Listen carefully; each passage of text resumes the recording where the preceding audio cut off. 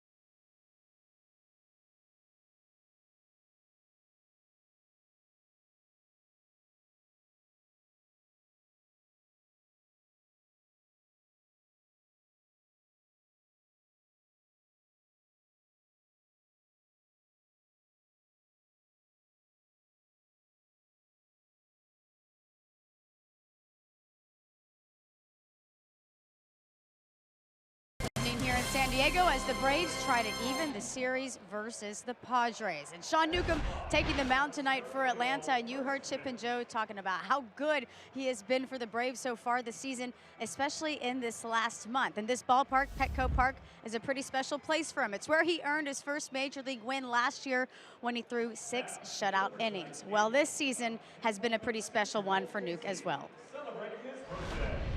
Going into spring, I had a goal to, make the rotation and come out as one of the 5 guys to the Braves were going to take into the season, and accomplished that. And then going into the season, it's a good group of people and just looking to win, and that's kind of been the goal the whole time, just going out to get some wins. And I think personally, it's been good. Pitching in some new places, and then having some places that I have pitched in before. I got to pitch at Wrigley again, and back here in San Diego pitching today, and I got my first win here last year.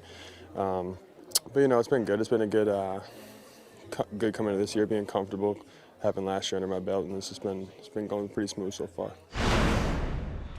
So a great month of May for Sean Newcomb, his first start in June, and he'll look to continue that momentum he built off of. He got 7 innings in his last outing, and the Braves will hope that he can do that again tonight here in San Diego. But we are just minutes away from first pitch here in Petco Park. The Braves trying to rebound from an 11-4 loss last night with Sean Newcomb on the mound. We have Braves and Padres. First pitch coming up with Chip and Joe next.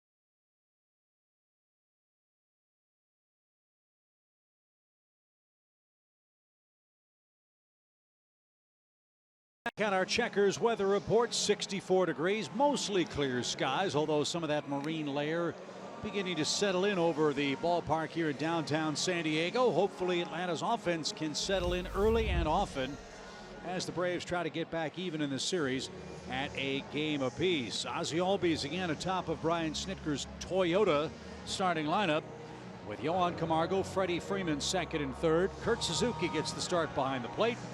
And as we mentioned, Charlie Culberson gets the start in left field. He's been swinging a hot bat as Jordan Lyles is on the mound, the former Astro and former Rocky. Yeah, Charlie Culberson actually was teammates with Jordan Lyles, who's 27 years old, 6'5", a big 235. Check him out at home, 2-1. Excellent ERA. Quite a difference between his home games and road games. This is only his 6th start. He started in the bullpen, and he's coming off an outstanding start against the Miami Marlins himself. 7 innings, only 2 runs allowed, a walk and 7 strikeouts. Throws in the mid-90s, 92 to 95, and an excellent curveball.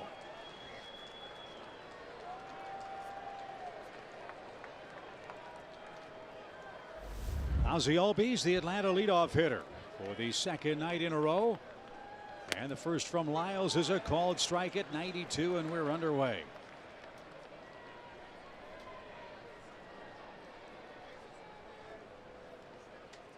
Albies has hit a dry patch at the plate.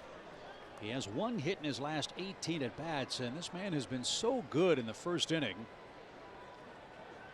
His last first inning hit was May 28th. And he was among the league leaders in batting average in the first inning for most of this season. He's still hitting .356, but really hasn't been much luck, Joe. 1-2 on the lineup card the last couple of weeks. Hard to get something started. And he's quickly behind 2 strikes. And he lifts that one to left field. That'll get down for a base hit. And Albies on his way to second. Helmet goes flying. He goes flopping into second with a leadoff double. That's more like it. I'll say. Just had to talk about it a little bit. Hunter Renfroe's back from the disabled list after having a sore elbow. So you got to challenge his arm. And Ozzie able to pick on a high limb there and able to exploit Renfroe's lack of ability to throw right now. Look at Ozzie running hard out of the box. So his 12th extra base hit in the first inning this year. His 18th double, and now Camargo will try to get him over or in. That won't do it. Popped up center of the diamond. Who wants it? It'll be Perella, the second baseman, and he puts the squeeze on that. 1 out. So Camargo off to an 0 for 6 start in the series. He's not yet gotten the ball out of the infield. Here's Freeman. Freddie had his long hitting and on base streak come to an end last night. He hit the ball hard in the 9th inning, but lined out to end the game. His 16-game hitting streak by the boards. Perhaps he'll start another one tonight.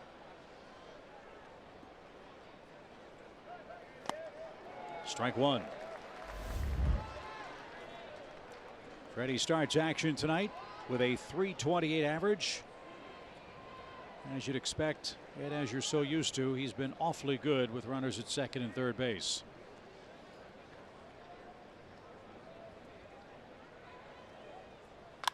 Hammered down the right field line. That's going to give Atlanta the lead. That ball dies in the corner. Freddie's on his way to second, and he'll stop there. 2 doubles in the first inning for the Braves. It's 1-0.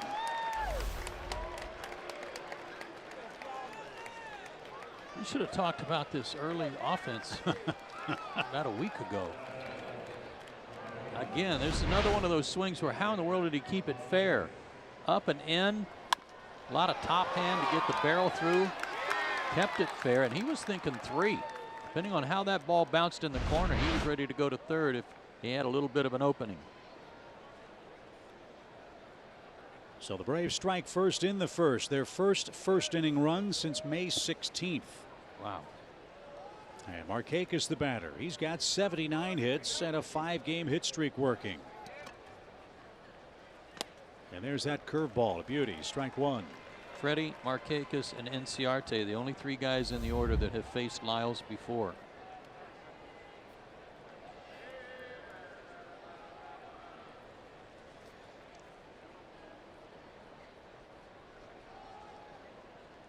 Freddie has a huge lead out at second base. Galvis tries to keep him close. The pitch is hit to the shortstop. Freeman will move up 90 feet.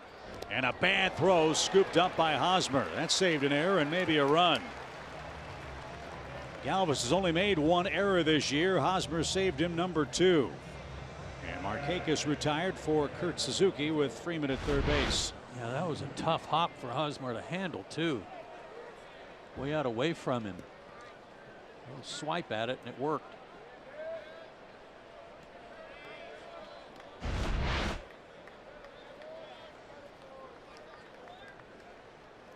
Kurt Suzuki has 8 hits in his last 5 games started.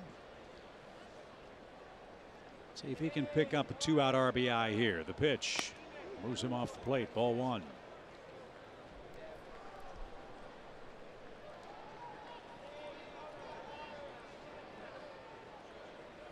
Boy, a first inning run, so nice to see. Like the old falling off the bike thing. Get back on just so you know you can do it again.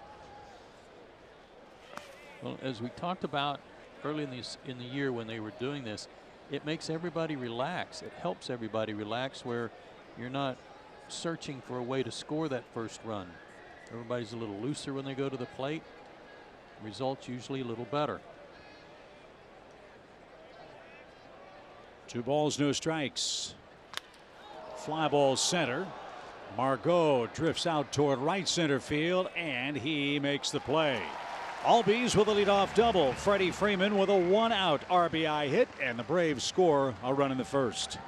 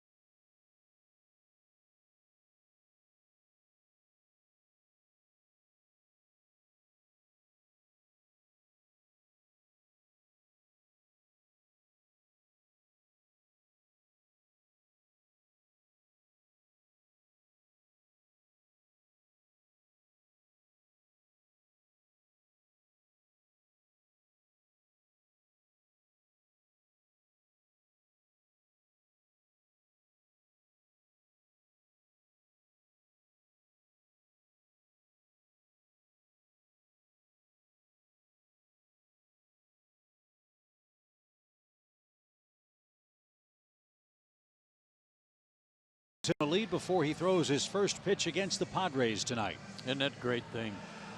Looking for his 7th win tonight. Following a Braves loss this year. How about this? 4-0 with a 2.63 ERA. The team is 4-1 in those starts. Great work. Hopefully he can get him back on the winning track tonight. His 4 keys to pitching success. Lately he has had ace stuff. We've been talking about somebody needing to kind of step to the front of the rotation and be that guy. He has certainly been that guy for the last month. However, this lineup tonight presents some problems. Only one left-handed hitter, and that's Eric Hosmer, a good one. Lefties are 6 for 36 against him on the year. They got a couple of guys in the lineup tonight that have worn out left-handed pitching, including Renfroe and Villanueva. And they're hitting 3rd and 4th for San Diego here in game 2. This is Jose Perella, who was 2 for 4 last night and drove in one of the Padres' 11 runs. Perella 271, 19 RBIs. Braves are playing him as a dead pull hitter. I mean, he's got 4 acres to play with up the middle if he times one right. Dansby to his left, gobbles it up and throws him out. Perella grounds out and 1 man down. San Diego starts play tonight 28 and 34. They're 17 and 20 so far at home. Eric Hosmer batting second on their Toyota starting lineup. Then Renfroe and Villanueva, the 2 lefty killers. Reyes, Galvis, A.J. Ellis, Manuel Margot, and Jordan Lyles pitching and hitting 9th.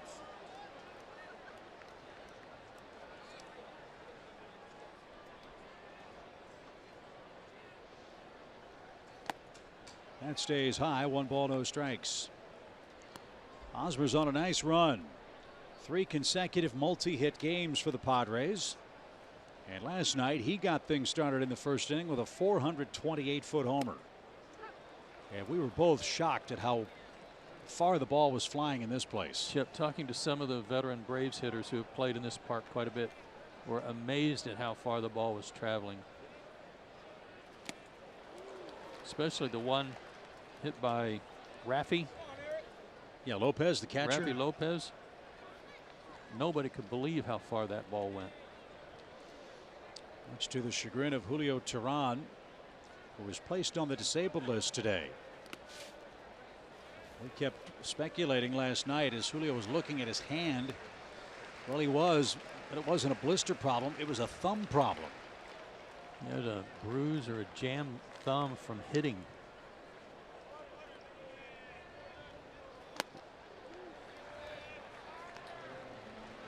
Good velocity from Newcomb, but that one missed. He's got his first full count. Luke Jackson, who's been pitching really well for Gwinnett, was called up. He's in the bullpen. Payoff pitch. Lifted toward left center. And Ender had his man played perfectly. He is to the edge of the track. And Hosmer, a deep fly out, 2 men down. And here is Hunter Renfroe. Batting third tonight, something he's done just once in his career, we're told. And since getting called up late in 2016, this guy has slugged to a .660 clip against lefties. Yeah, only Stanton and Arenado have higher slugging percentages. And maybe that trip to the DL did him some good. He missed a month and he has come back like a house of fire. Hit a pinch hit grand slam 2 games ago.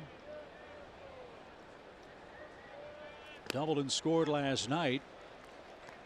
And in his last 19 at bats, he has 8 hits, 7 RBIs, including that home run. So he's a dangerous customer. The 1-1 pitch. Missed low and away, 2-1.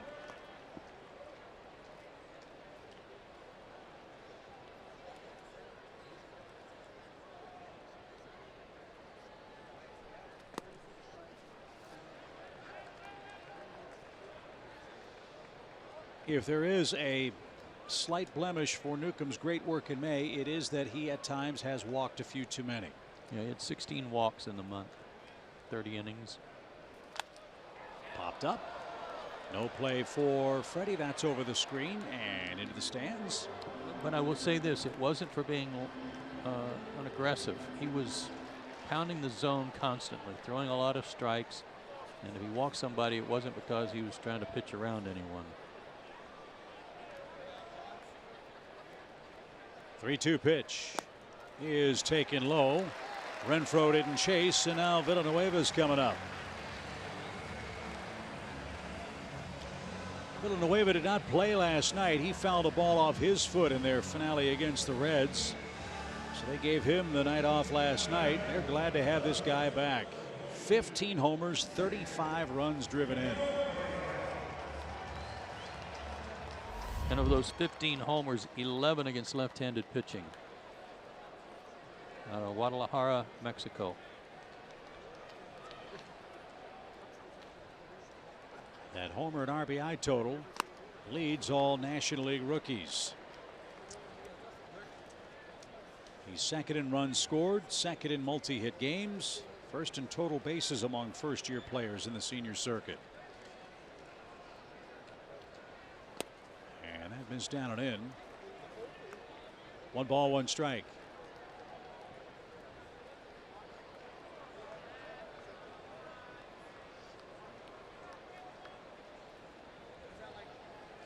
Renfroe has not attempted a stolen base this year. Very short lead as the curve missed outside, ball 2.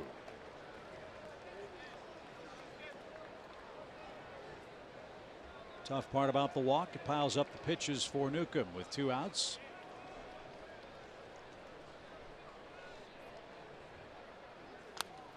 Popped him up right behind the plate. Suzuki near the screen to the middle of the warning track. He's got it. And that retires the side. 19 pitches for Newcomb. He shuts him down in the first. Braves lead by a run.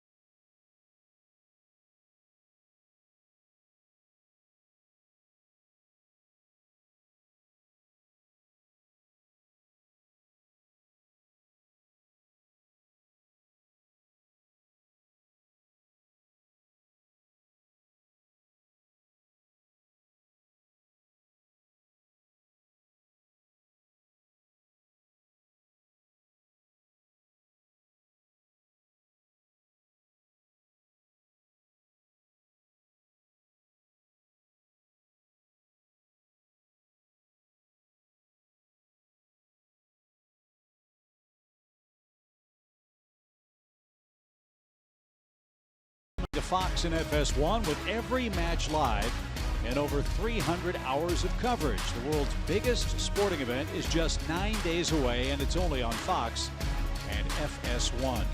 You know, one of our bosses, Rowan Backfish, is a huge soccer fan. I can't believe he's not on that graphic with just row. You know? Like Neymar, Messi, right? Rowe, and Rowe. Yeah. Love watching the World Cup. That'll be a great spectacle. World Cup held in Russia in 2018. Ender Inciarte leads off for the Braves in the second against Jordan Lyles, who gave up doubles to Albies and Freeman and surrendered the lead. This guy's not just a fastball curveball pitcher. He's got a slider. He's got a changeup. That's hit in the air to center. Margot another chance. One out. He will sink his fastball. He's got it all. This is a landmark day, a milestone day for him. 10 years ago today, oddly enough, he was drafted, signed, and graduated from high school all in the same day. How about that?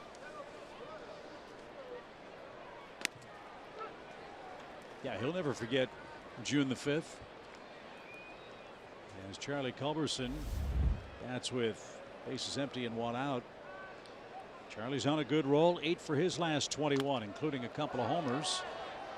I recall last night Atlanta fell behind 2-0, and then Charlie guided a 2-out double down the first base line to score Markakis and Flowers in the 4th inning to tie the game 2-2. But then San Diego erupted and rolled to an 11-4 win.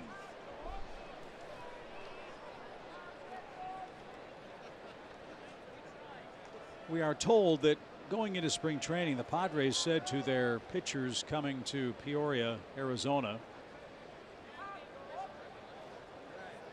we got one starting pitcher, and that's Clayton Richard, who pitched like an opening day starter against the Braves last night. After that, it was an open competition for the remaining 4 spots for the San Diego Ball Club. And at the beginning of the year, Lyles was the odd man out. He was sent to the bullpen. But with Colin Ray out with a right shoulder strain, Janelson Lamet with a right elbow strain, Lucchesi had a hip problem. All of a sudden, the Padres were looking around and saying, wait a minute, we need a starting pitcher. And they found Lyles in the bullpen because of his previous starting experience. And he's done a nice job. This is 7th year in the big leagues. He's been around. He was a supplemental pick by Houston in 08 when he signed on this date 10 years ago. Great catch by that Braves fan. And the count full for Charlie.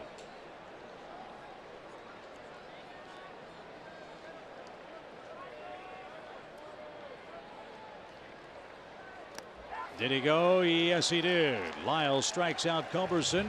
2 outs, his first strikeout tonight. I'll tell you who he reminds me of, who we just saw the other day, and that's Tanner Roark. You know, they're built about the same. Big and strong. Strong legs. 6'5", 235.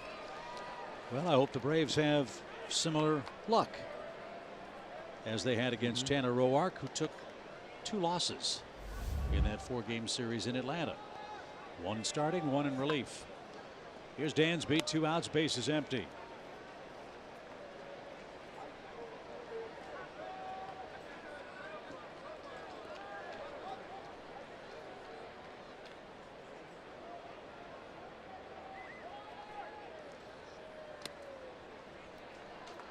Dansby hit the ball hard a couple of times last night, only had 1 hit to show for it. Clayton Richard robbed him of 1, spearing a comebacker that was headed for center field. Dansby said even the catcher went, oh! when Richard grabbed it. I thought he hit a home run in his 4th inning at bat. One of the hardest hit balls of the night. It just didn't go anywhere for Dansby. That would have put the Braves in front. Now he's way out in front of a 3-0 count. And he made Lyles throw a strike.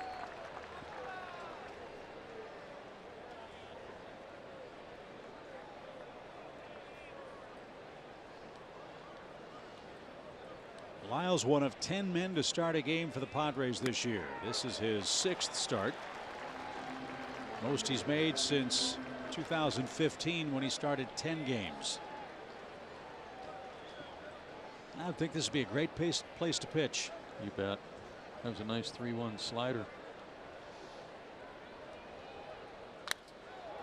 Popped up. Hosmer, long run. That is curling into the stands and out of play.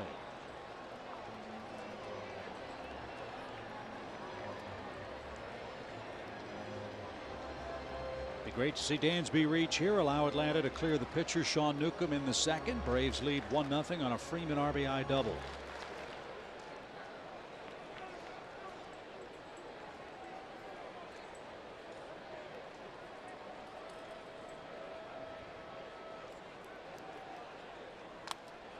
Good battle. And that's hit to the press box off to our right. And Dansby will see an 8th pitch. Good to visit with our friend Bill, one of the press box attendants today while we were eating, celebrating his 41st year working with the Padres. Did he go? He did not. Swanson flipped the bat away. That might have influenced the call.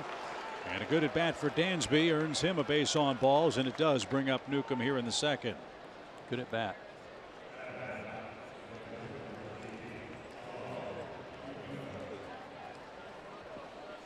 So now it's Lyles' turn to have to throw a few extra pitches. Sean Newcomb, the batter, hitting 118 for the year. And a very generous strike. But Sean will take that when he's on the mound. He won't complain.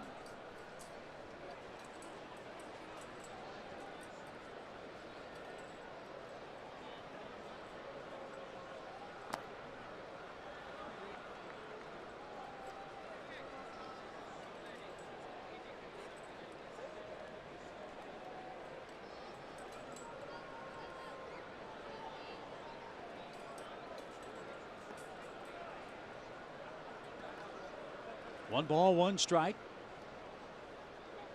Lyles comes set. Here it is. And a roller hit towards short. Galvis has it. He'll make the peg to first. Newcomb broke his bat, and that ends the Atlanta second. 1-0 Braves.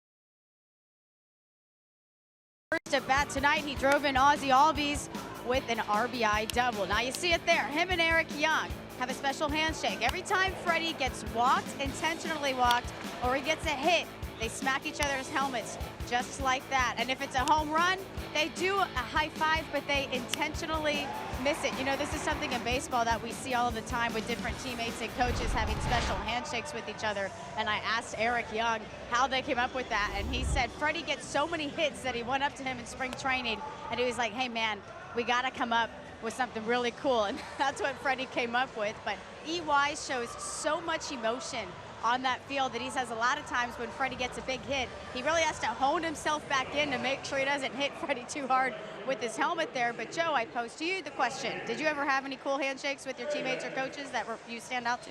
No, but Chip and I headbutt every once in a while when we get real excited. I want to get in on that, guys. Yeah, it's a little bruising, lasting effect, because Chip's got a huge hard head, but well, the late great Ernie Johnson used to say, you know why you never saw major league catchers shake hands? It'd take them an hour to get their fingers untangled. Yeah. Yeah. As Franmil Reyes leads off, and he hits one slowly toward first. Newcomb broke to the bag immediately with a little verbal reminder from Kurt Suzuki. Another ground out, one down. That brings up, though, Kelsey, a good point. There was some discussion at one point about who invented the high five. And Dusty Baker always claimed that it was Glenn Burke, late Glenn Burke with the Dodgers, who invented that first one that he ever saw.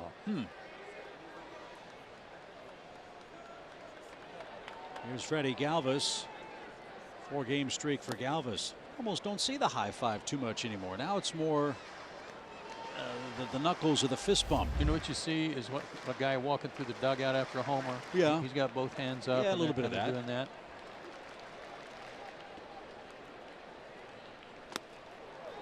Swing and a miss. Galvis didn't get it. 1 ball, 1 strike.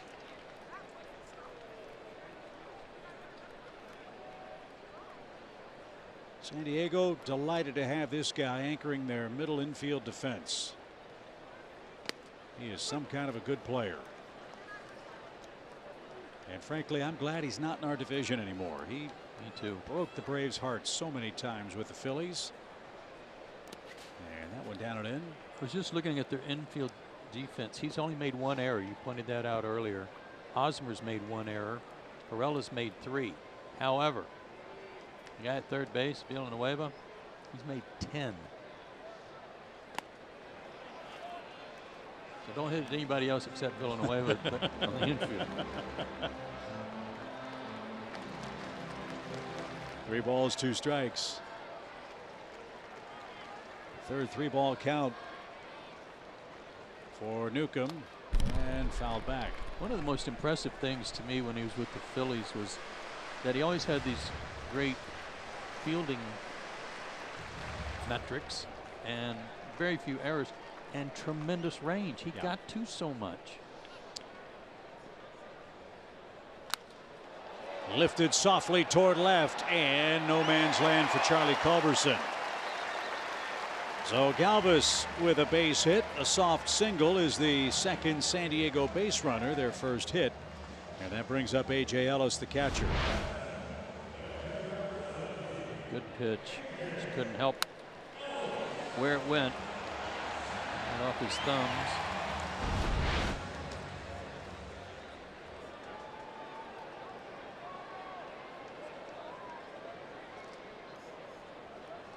A.J. Ellis signed to a minor league contract on Valentine's Day. Remember, Ellis played last year with the Marlins.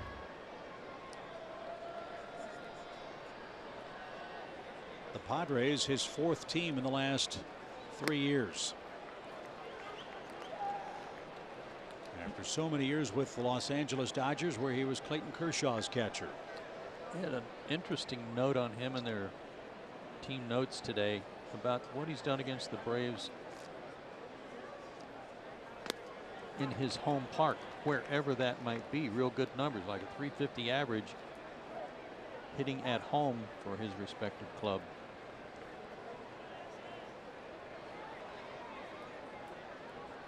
See if he can hit the ball on the ground here and get doubled up. The pitch.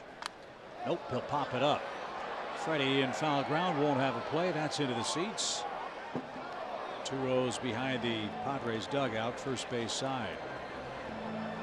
Padres and Braves drew a little more than 19,000 last night. Might be a few more than that for game 2.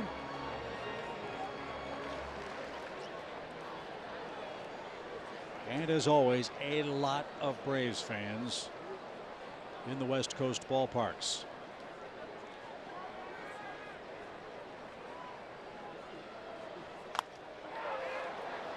That's headed for the upper deck and out of play. Speaking of the Dodgers, they've got a tough road ahead. They're beating the Pirates tonight.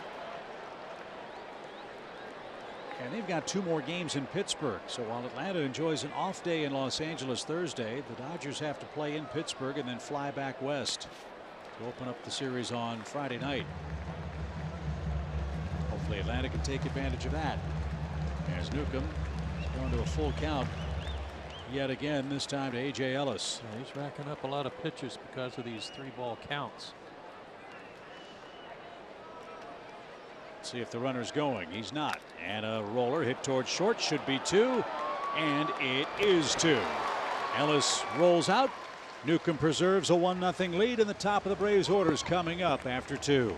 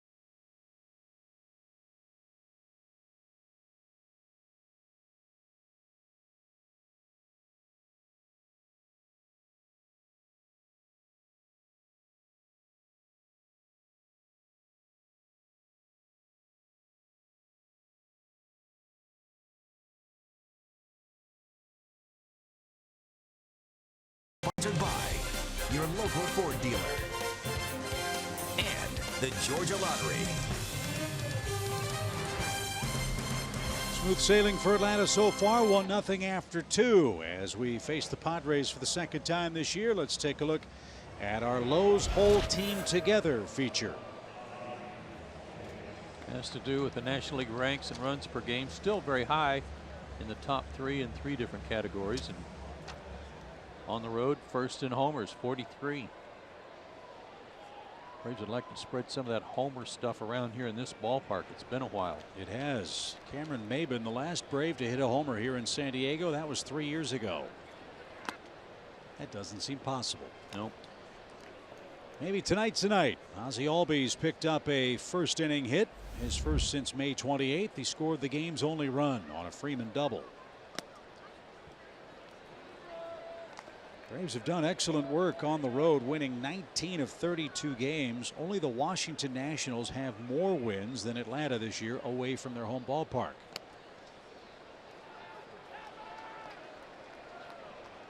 Leadoff walk would be just fine.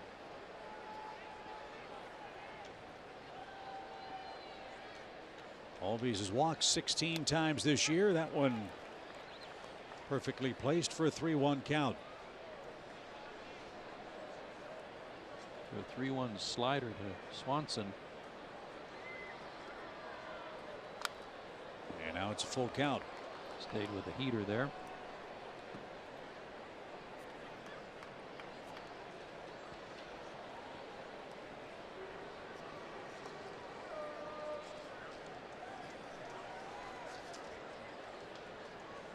A lot of deep counts for the starters so far tonight. And that one's lifted toward left, but Renfroe's got a beat on it. Nice comeback for Lyles, who was behind 3-0 in the count. So Ozzie's retired for the first time. Here's Camargo. He's the happiest man in the lineup right now. Freddie Freeman picked him up after Johan was unable to advance Albies with his first time in the batter's box. Camargo popped out on the first pitch. And a strike.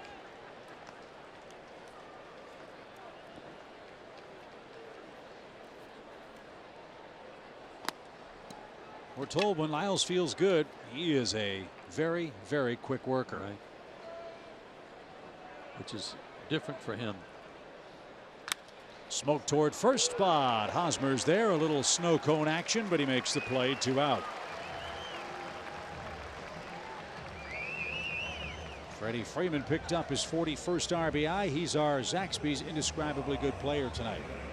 First among first basemen in average, second OPS. And picked up his 41st RBI in the first inning to add to that category.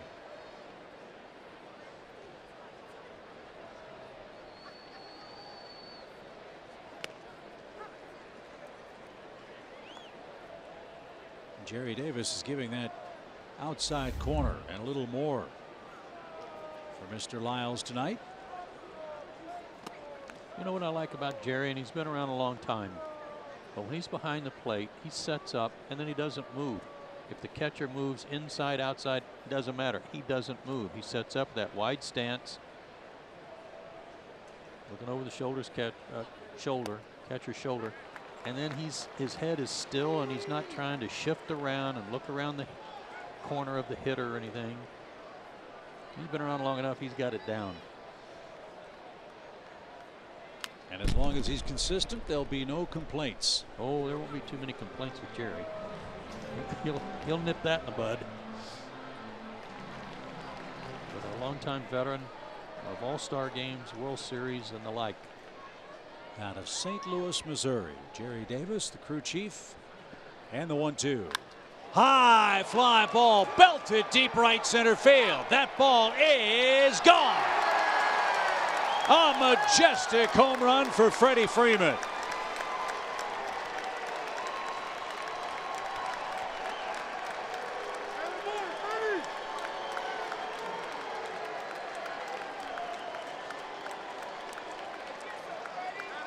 Home run number 10. He's got family here. His son Charlie's here. That was for them. They got a palm tree out there in center field right behind the 396 mark. I thought he was going to hit it right in the top of it. His first home run since May 19th against Miami. And that is the first homer for a Brave in San Diego since August 17th, 2015, when Cameron Maben did it. And that extends the Atlanta lead to 2-0. Nick Markakis now with his 80th hit. Atlanta has 4 safeties on the night. And here come the Braves with 2 outs, something they've been exceptionally good at all year long. And that extends Nick's hitting streak to 6 games.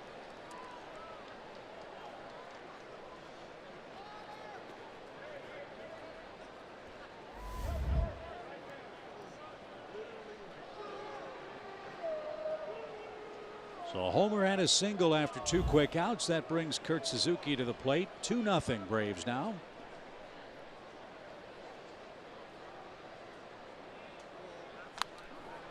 Popped up over by the Padres on deck circle. And it hits the screen.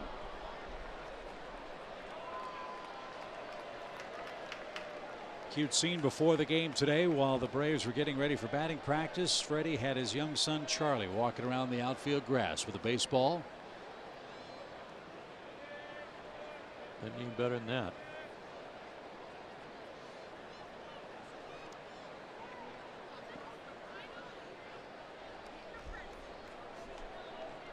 Lyles about to make his 50th pitch. And that one's smoked toward the gap in left center. That's going to get down for a hit. And Markakis will slam on the brakes. Nice play by Margot to get to it quickly.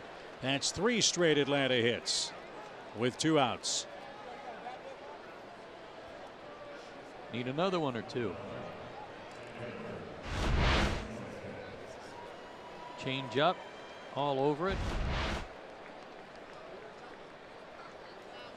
Aaron Balsley, the pitching coach, out for a visit.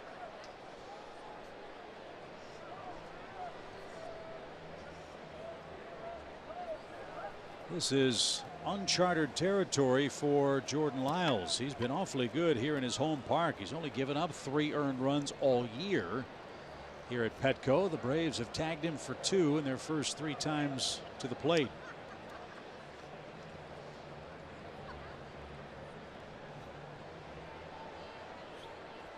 So the visit a quick one. The Padres have 5 mound visits left. Here's Ender, who flied out to start the 2nd inning.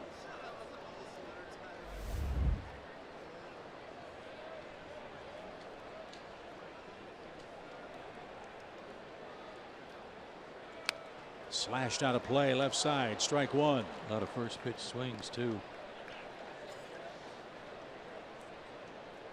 2-out offense. Take your pick. You like them? I think you do. Nobody else any better. And the Braves with 2 runs in the first 6 innings, which has been a problem spot of late. This one squibbed right back to the mound, and Lyles takes care of that. Freddie Freeman's 2-out homer extends Atlanta's lead. He's got 10 of them. Sean Newcomb has 2 runs to play with now in the bottom part of the order coming up in the home third.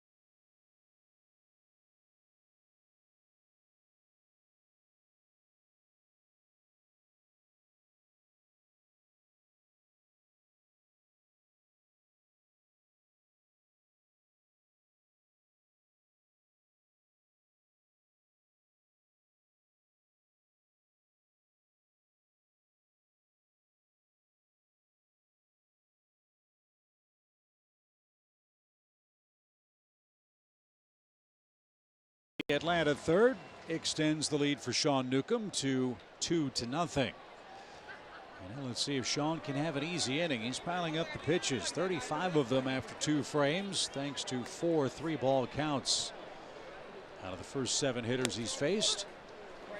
Margot, Lyles, and Perella coming up for the Padres.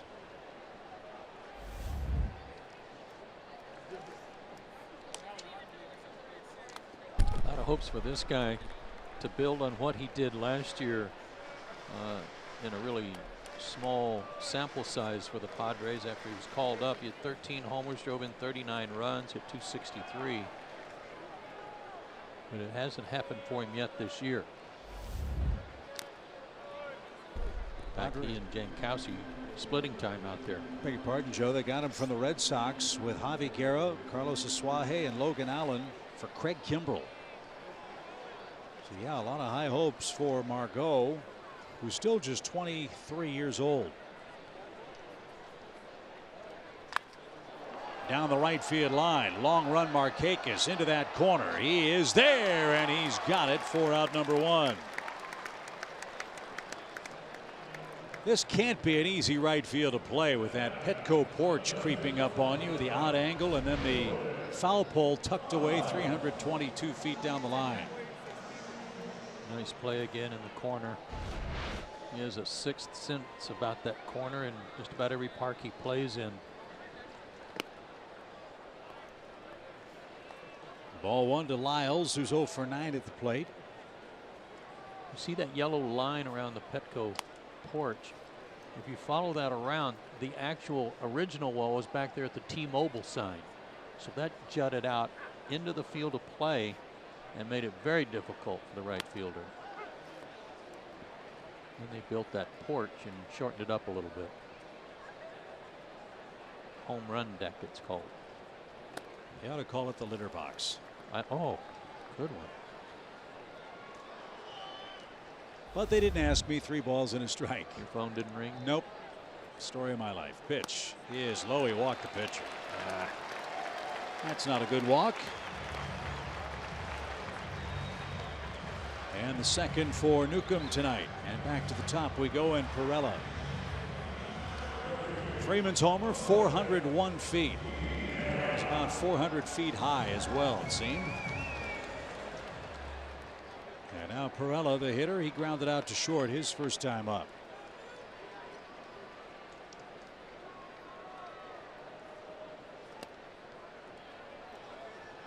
Perella, 28 years old.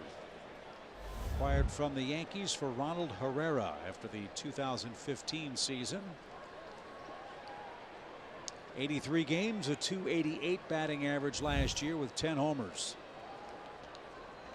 And a .347 on base.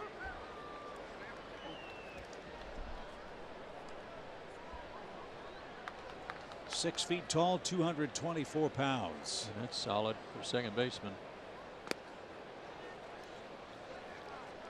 It's kind of like Ricky Weeks.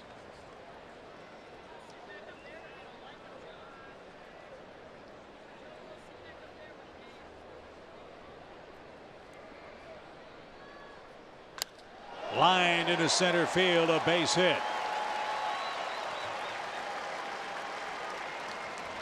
So San Diego has the tying runs aboard, and now Hosmer, Renfroe, and Villanueva are lurking.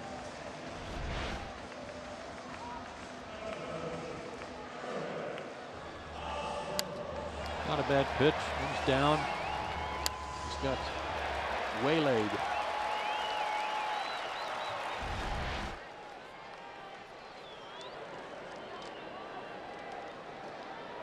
That ball whistled back through the middle at 111 miles an hour. So here's Hosmer, signed through the 2025 season, but with an opt-out clause after the 2022 year here in San Diego. If my recollection is correct, he had an offer from the Royals to stay that was very similar to what he ultimately signed with the Padres. But the ownership of the Royals got fed up with him taking so much time and basically shopping their offer around that they pulled the rug out from under his agent, took that offer off the table. Smoked right to the shortstop. Dansby makes the play, and it's a double play. That was a heat-seeking missile right back up the middle, and Atlanta had Hosmer played perfectly. Newcomb got out of the way, and that's a good thing. 2-0 Atlanta.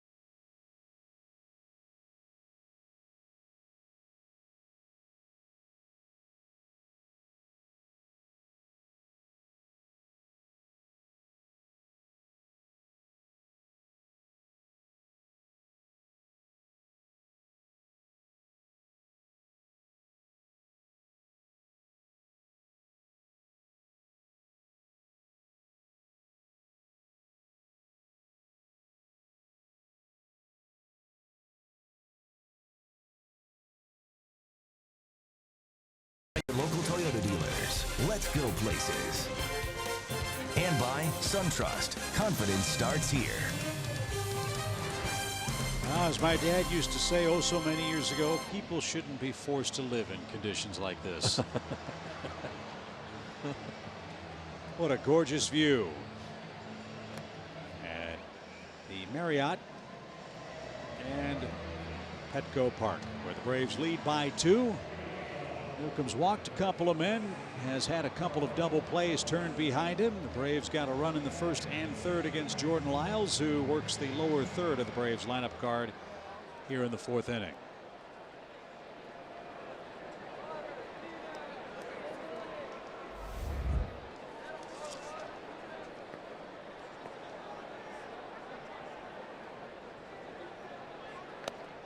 Charlie is a textbook example of what a professional reserve player must do in the major leagues. He had 27 at-bats in April and hit 111.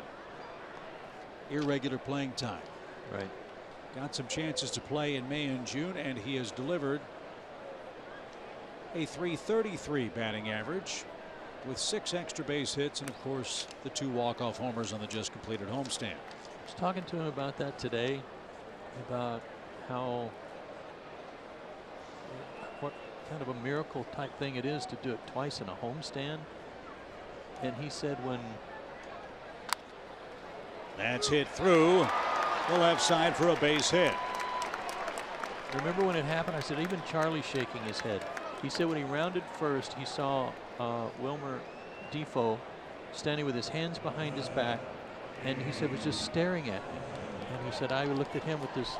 I knew what he was thinking. It was like, seriously? Yeah. And he said all I could do was just shake my head like, yeah, I know, dude. I don't know what happened. And you've been an extra player in the major leagues. How hard is that? Oh, it's what ridiculous. He's doing. It's just so admirable for him to be able to keep it together, let's say, and wait for those opportunities and then make the best of it. And he's certainly doing that. Dansby the batter, and fouled it back. I mean, we talk all the time about how you can look at video and you can hit off the tee and you can have batting practice and you can hit in the cage. But until you're facing a guy 60 feet 6 inches away, there's nothing like that. Well, and you're constantly being propped up by your coaches and your manager, you know, saying, you know, stay ready. Your time, you're going to be needed here. Be ready.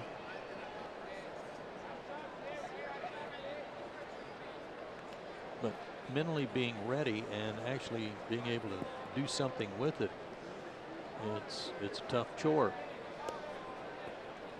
I said to Preston Tucker the other day, he's doing a great job with his opportunities when he gets them.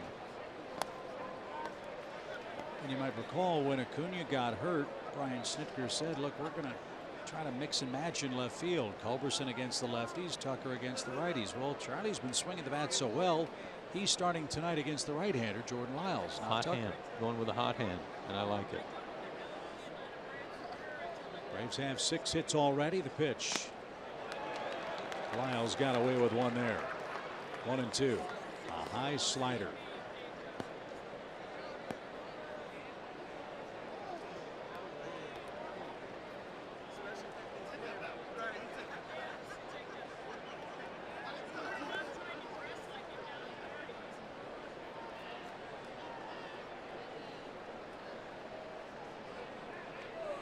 You know, you're supposed to step to first base. You can't just spin on that left foot, but that's pretty much what he's doing. He kind of pivots on his left heel a little bit, points it toward home plate, and really fires a crossfire shot to first base.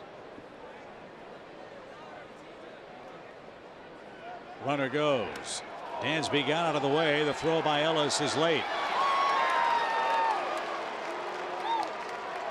So Culberson has his first stolen base.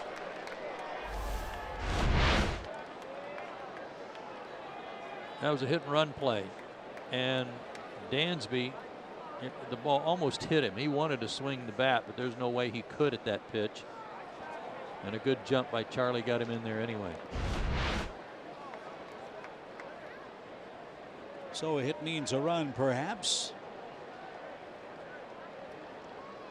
Dansby walked his first time up. He had a 9-pitch at bat. And Atlanta's second inning.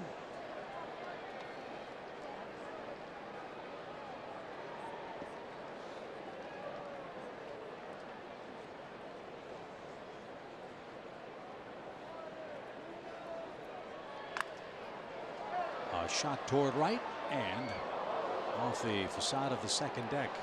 It's kind of what Dansby did his first at bat when he was earning that walk, was fouling off some tough pitches down and away. This is not a situation where you really want him to try to get that runner over, especially with 2 strikes. You got the pitcher on deck, so take your chances. Dansby driving him in, or Ozzie, not expecting Sean Newcomb to be able to do it.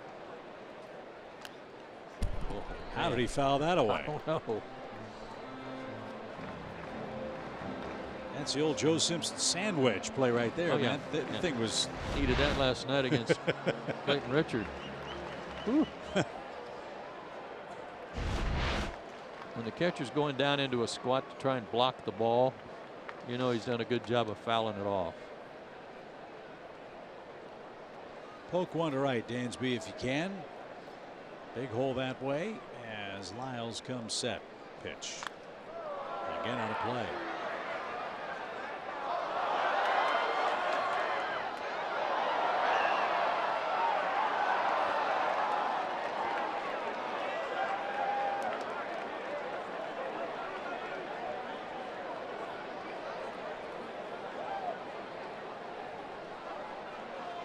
With runners on base, Jordan Lyles really slows down on the mound.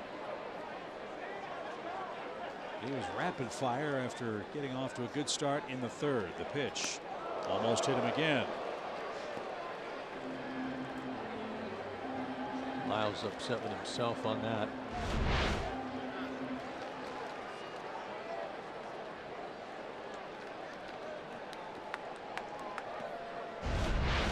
Ninth pitch coming in this at bat, which is significant today.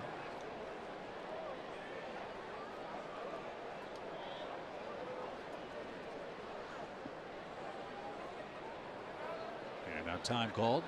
The ninth pitch of this at bat. Today, Max Scherzer became the 5th pitcher all time to be able to strike out the side on 9 pitches. He's done it twice.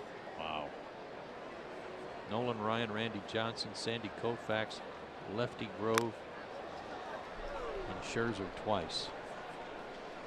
That's a pretty good group right there. He's something else, isn't he? About 3 lefties too in there. Johnson, Koufax, and Grove.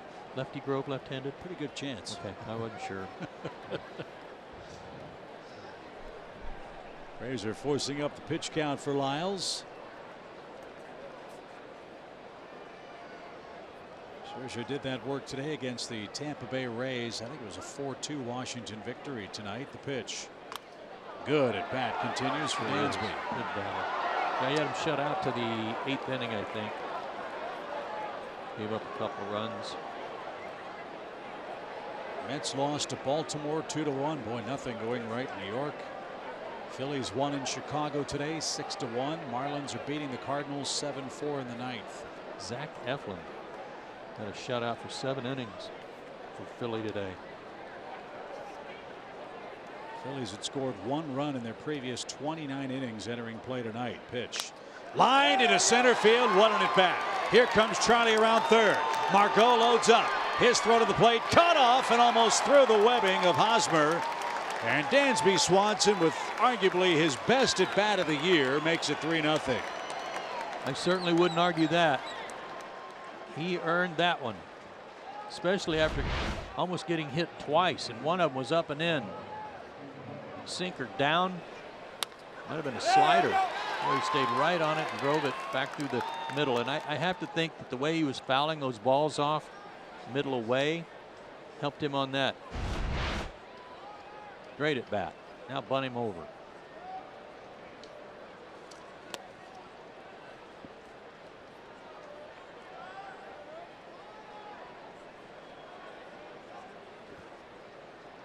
So Dansby Swanson in his 2 at bats has seen 19 pitches tonight. Ooh. A walk and an RBI single. And now Newcomb lays down the bunt. Lyles will only have one play. It's to first, and all of a sudden everything clicking again for the Atlanta offense. And this is the part of the lineup that when the Braves were scoring so many runs, getting on base, laying down bunts, and then the top of the order went to town. Hope that continues.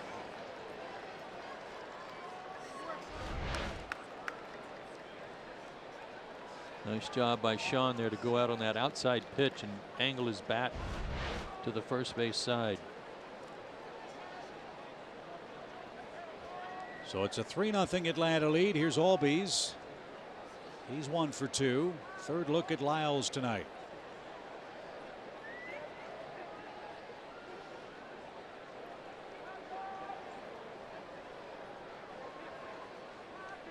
So good to see the Braves getting some early inning runs and adding on before the 7th, 8th, and 9th innings. Subject we talked about in our opening comments tonight. Little roller is going to stay fair at the bag. And Swanson to third with 2 outs. Albies rolls out. That was a tough break.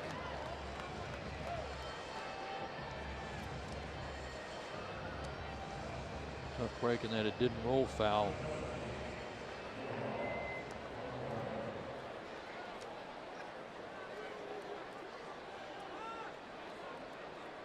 Johan entered this series with a 3-game hit streak. He's 0 for 7 in San Diego to this point. Fouled away, a strike.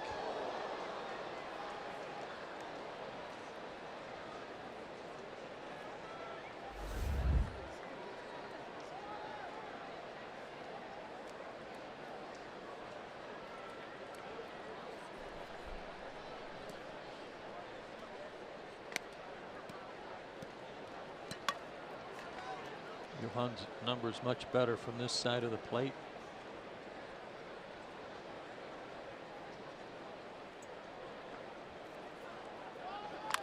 There's that breaking ball, and this one also stays fair just inside the bag, and that retires the side. Dansby cashes in an 11 pitch at bat with a run scoring single. It's 3-0.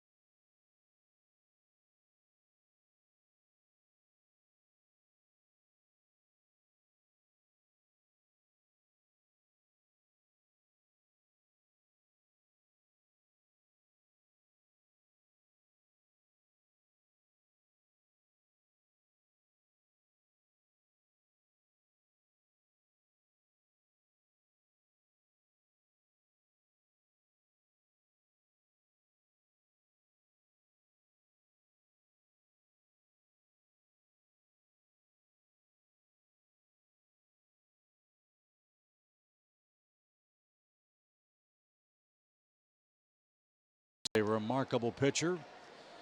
As we saw in Atlanta, unfortunately, he can not only beat you with his arm, but his bat too, which was so disappointing back at SunTrust Park. But still, Atlanta took 3 out of 4 from the Nationals, and if they take care of business here in San Diego, will remain a game ahead of the Nationals in the Eastern Division race.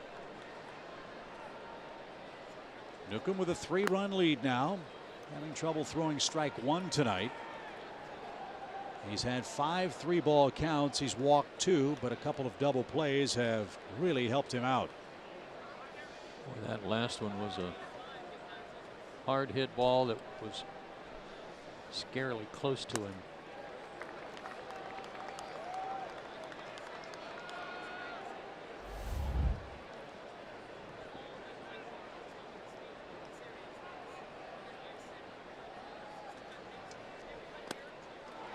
And a 4-pitch walk to Renfroe starts the 4th inning. Sean seems to be having a little trouble with the groundwork up there on the mound. He's doing a lot of kicking around, sliding dirt around, filling in some holes maybe from Lyles and where he lands.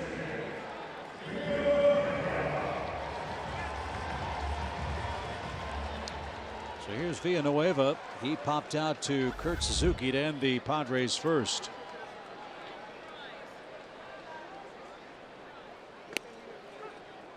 Christian is the first rookie to have 15 or more homers before June 1st since Albert Pujols had 16 in 2001 in his first season with the Cardinals. Again, 16 and 35. Those numbers lead National League rookies. And 53 strikeouts and 175 at bats.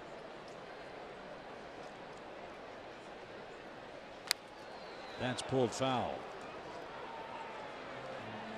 Villanueva out of Guadalajara, Mexico. 5'11", 215 pounds.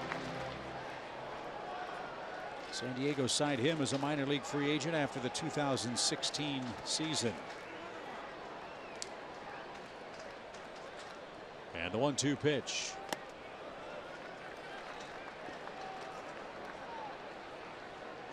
You pointed out that a former Brave is this guy's favorite player. Yeah, Chipper.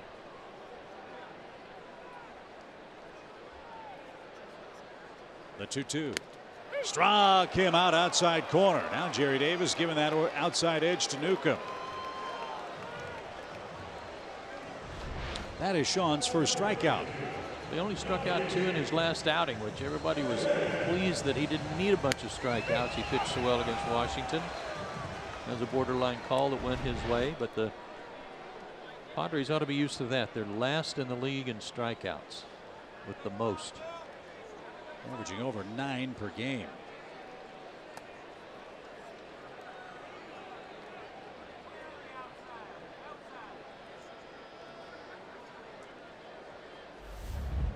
Reyes bounced out to Freddie Freeman with the pitcher covering. That started the San Diego second.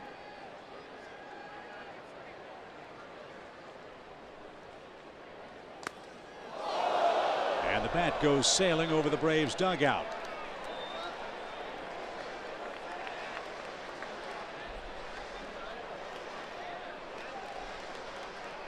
When you're 6'5", 275, you can put some pretty good torque on that bat coming out of your hand.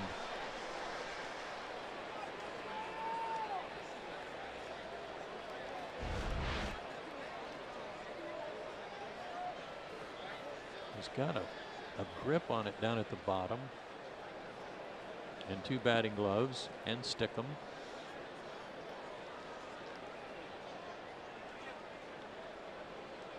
One ball, 1 strike.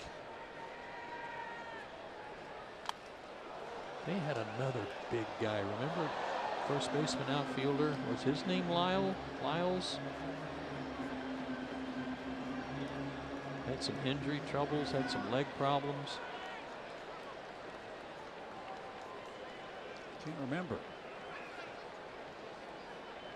1 ball, 2 strikes for Franmil Reyes.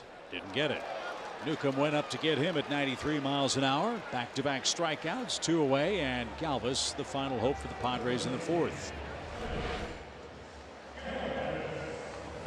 Now that was good. That wasn't a high strike. That was high out of the zone. Jordan Lyles was today, right? Yep. So it's not Lyle Overbay. No. I'll come up with it. Strike 1 to Freddie Galvis. And a chopper off the plate that will skip foul. Mentioned Chipper Jones a moment ago. Today's a happy anniversary for Chipper. 10 years ago today, he hit his 400th major league home run for the Braves. 400 to 10 years ago? Yep. Golly, it can't be possible. Yep. Kyle Banks, I think it's the guy I was thinking Yeah, of. Camera guys had it. Thank you. High pop. Into shallow right, that one goes. Markakis is there, and after the leadoff walk, Newcomb has no further trouble. Freddie Freeman leads off the 5th.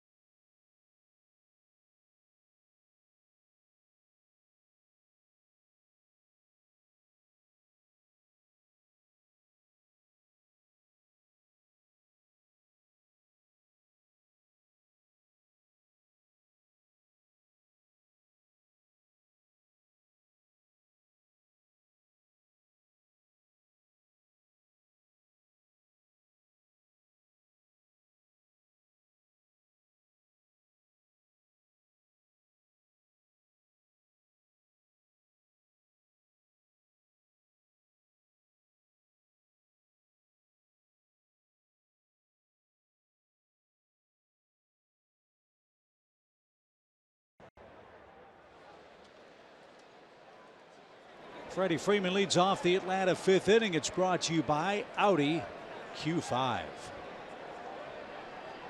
2 extra base hits for Freeman tonight, and a line drive into left center field. That gets down on the first pitch. Renfroe cuts it off. His throw to Galvis off target, and Freeman slides in with a leadoff double.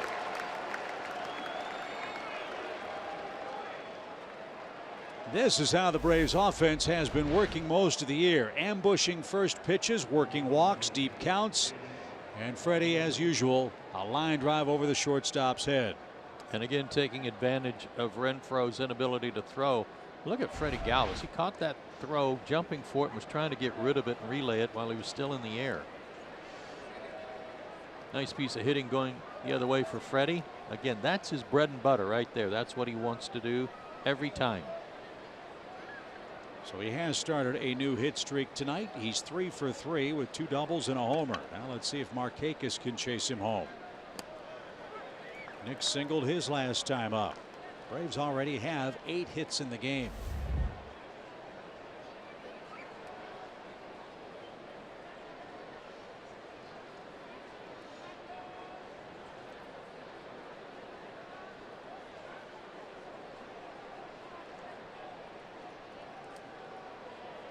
No balls, 1 strike. Head outside. Lyle's spot is due 3rd for San Diego in the 5th inning. I bring that up because they have not announced their starting pitcher for the series wrap up here tomorrow. It is thought it might be a bullpen game for Andy Green, which means Lyles might have to act as his own middle relief in this game tonight. We'll see how it works out. Yeah, they're supposed to announce it at the end of tonight's game.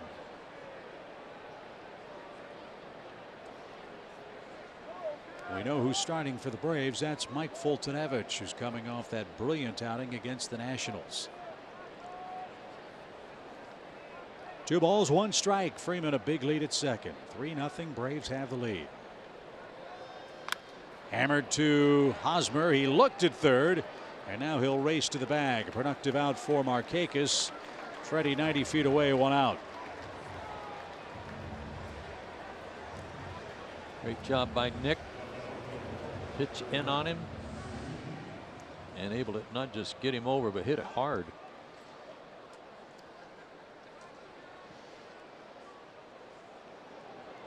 Hosmer has been a busy man. Camargo's rolled out to him twice. Albies once, Markakis once, Enciarte once with a pitcher covering. So now the infield comes in for Suzuki. Kurt 1 for 2. Freeman 90 feet away. The pitch. Ball 1.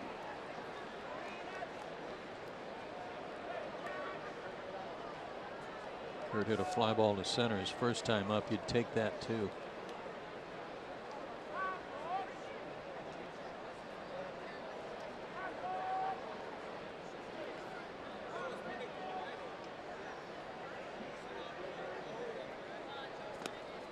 Tell you, as many times this year as Kurt has hit line drive rockets to third, I don't envy Villanueva being right on the edge of the grass. That's only 90 feet away.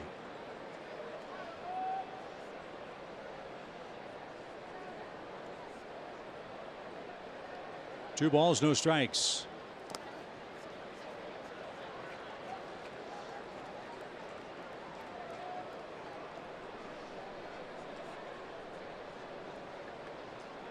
Haven't seen many of those supposedly excellent Jordan Lyles curveballs tonight. Really hasn't thrown the breaking pitch much at all. Has not been a factor. Might see one here. 3-0. The pitch. Fly ball to the left center field gap. That's going to get down and roll for a while. Freeman scores. Suzuki got a green light, and he made the Padres pay. It's 4-0. The Braves are extra base hitting San Diego to death tonight. You know, if a guy is a great fastball hitter, then why not cut him loose? 3-0. It makes sense. And man, he didn't miss it. His 22nd RBI of the year and an assist to Nick Markakis. And his 10th hit in his last 6 starts. So here's Ender 0 for 2.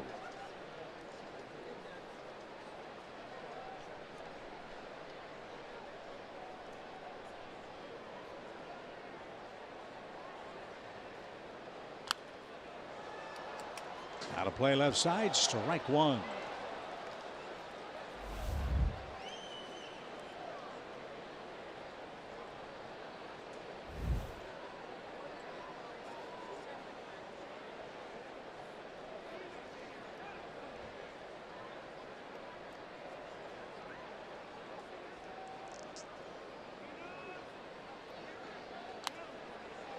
Oh, 2.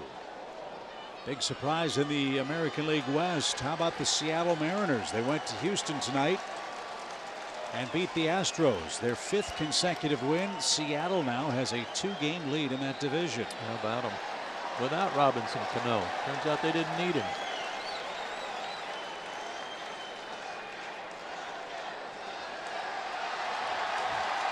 The pitch.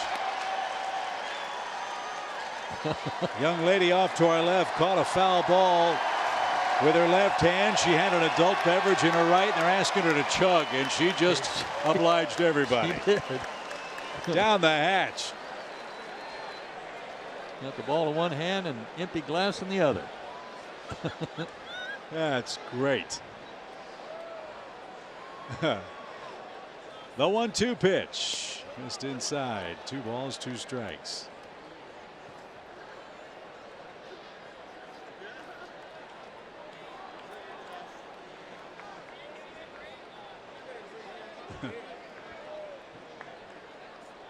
Braves 4, Padres nothing. 5th inning, and low. Lyles has had his share of deep counts tonight.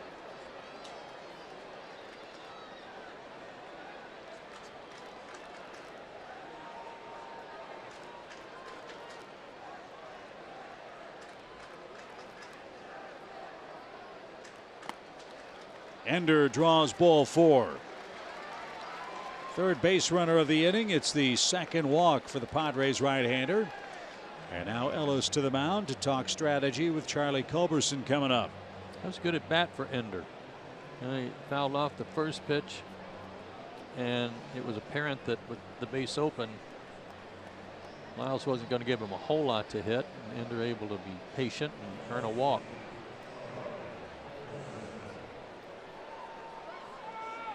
So now one of the Padres relievers will shed the warm-up jacket and start to play catch as Lyles pushing toward 90 pitches or more. Charlie with a single, a stolen base, and a run in the 4th inning, now with a 6-game hitting streak. Strike called.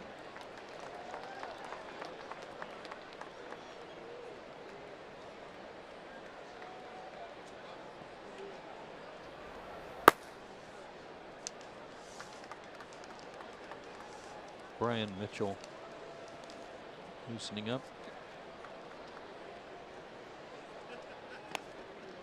Oh boy, those are a couple of good pitches on the outside corner.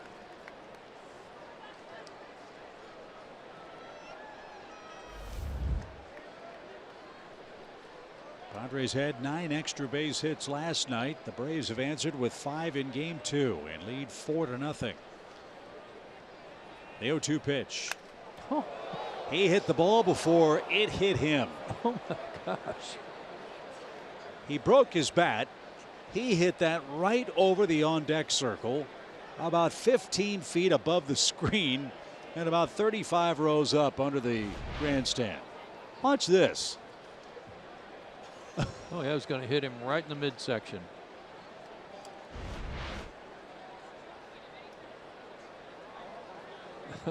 Jerry Davis saying something to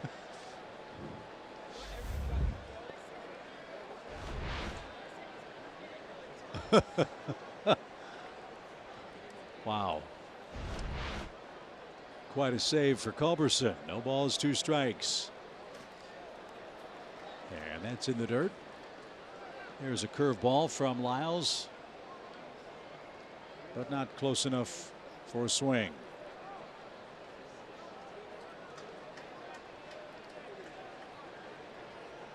Good streak for him, 8 for 18. There's his average up over 250.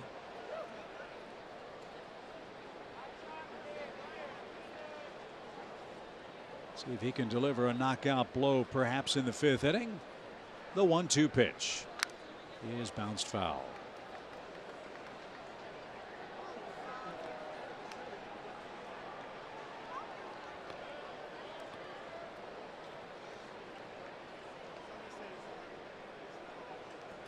There's a happy young fan.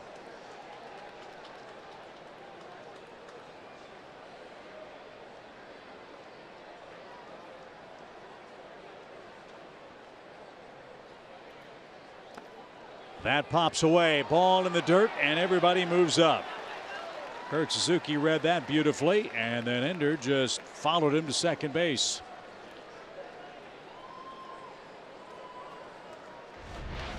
Yeah, Wild A.J. pitch. Ellis couldn't find it because it went straight up. He's looking for it, but he thought it was on the ground next to him.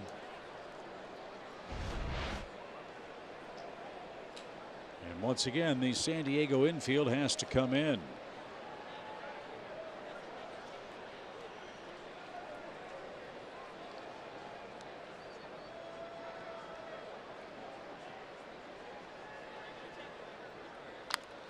To third, and Villanueva can't handle it. 1 run scores. Here comes Ender around third. They're going to wave him. Charlie on his way to second. 2-run score and a hot shot to the hot corner.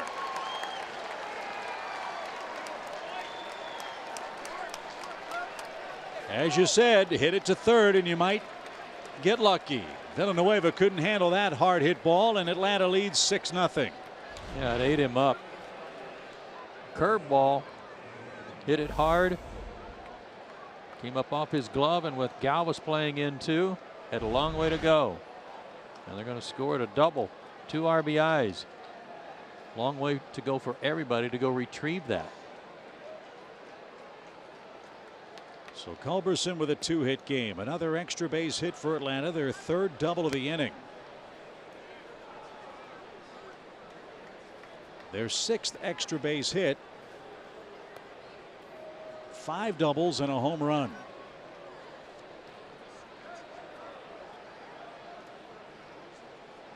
And Jordan Lyles is having a rough time of it against the Atlanta offense tonight. 6 runs on 9 hits. High fly by Dansby, deep left. That ball's got a shot.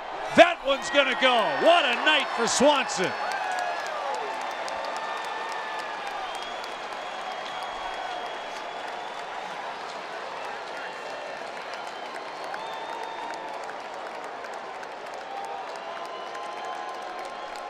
And that is the end of the line for Jordan Lyles. Andy Green is on his way out as Atlanta has tagged him for 8 runs in 4 1/3 innings tonight.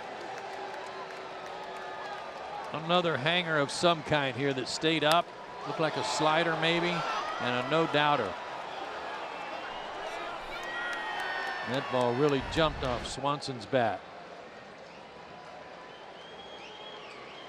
So Atlanta has given Sean Newcomb an 8-0 lead. Swanson's 6th homer, the decisive blow in the 5th.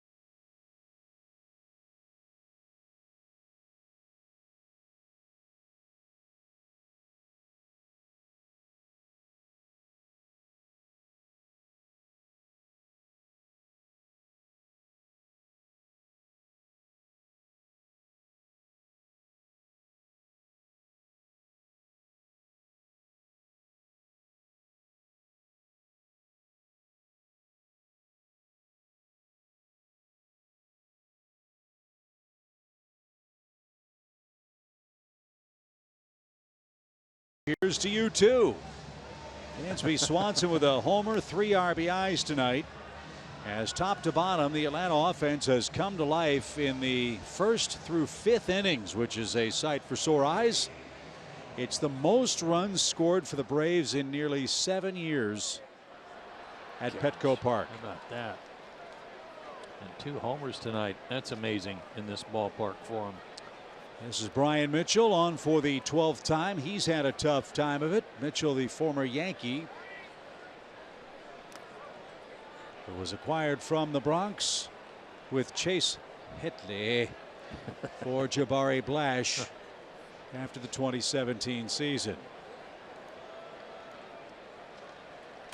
And Hitley was here briefly this season before granted his release. Fastball, curveball, change up for Mitchell. A lot of cutters. Tops out at about 96. There's a lot of walks in there, and you saw in his stat sheet.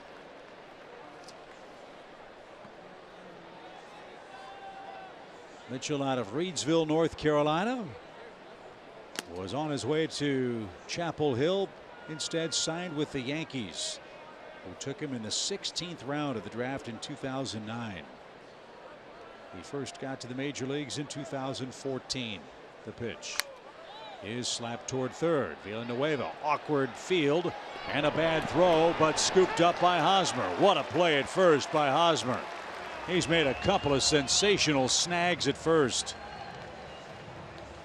That was an amazing play by the first baseman, considering Villanueva was throwing that from his heels, all his weight going backwards.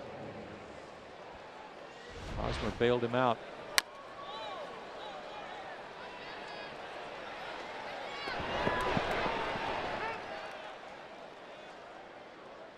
Eric wasn't even sure. He had to check with Nick Lentz, the umpire at first.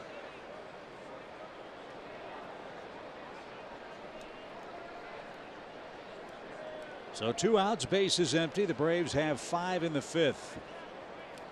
And that went all the way to the backstop. 1 ball, no strikes. Again, it'll be very interesting to see how Andy Green uses his bullpen tonight, with a potential bullpen game ahead for them tomorrow afternoon.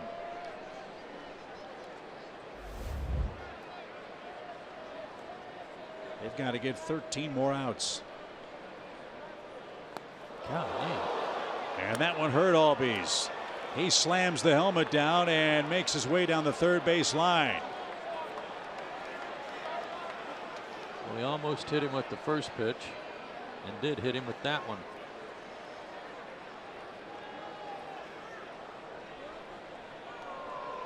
He is hurting.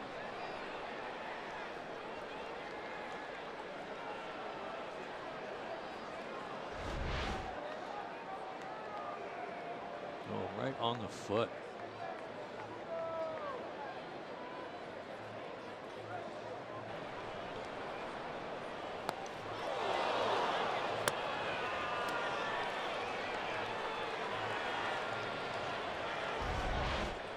He's still hurting.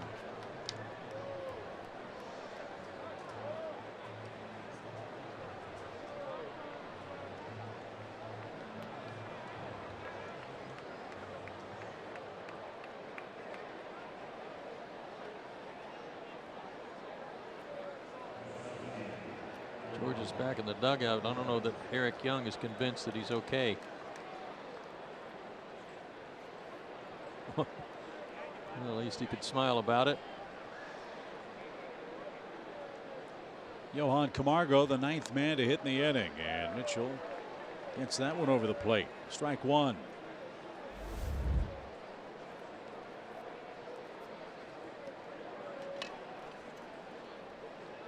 Eight runs on 11 Braves hits. Every Brave who has started either has scored a run or has a base hit, with the exception of Camargo. Going back to the old, the baseball gods must be appeased on a night like tonight. Let's see if Johan can change that. 1-2.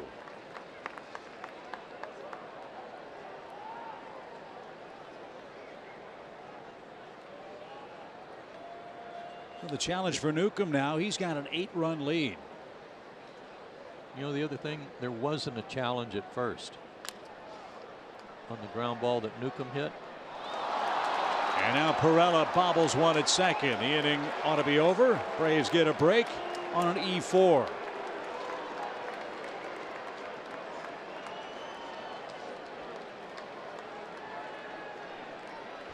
extend the inning. But on that play at first base that Villanueva made, Hosmer picked him up. That might have been one that Braves could challenge, but I don't know that you want to do that when you already led by 8. The pitcher's already been in the dugout for a long time. You don't really need him to be out there running the bases too, even if it's overturned, so move on. So 2 on, 2 outs for Freddie. 2 doubles, a homer, 2 runs, 2 RBIs. A huge night for him. His 3rd inning homer, the first for a Brave hitter in this ballpark since August 17th of 2015. Braves have been outscored by 50 runs in their last 17 games played here at Petco. However, they lead 8-0 tonight.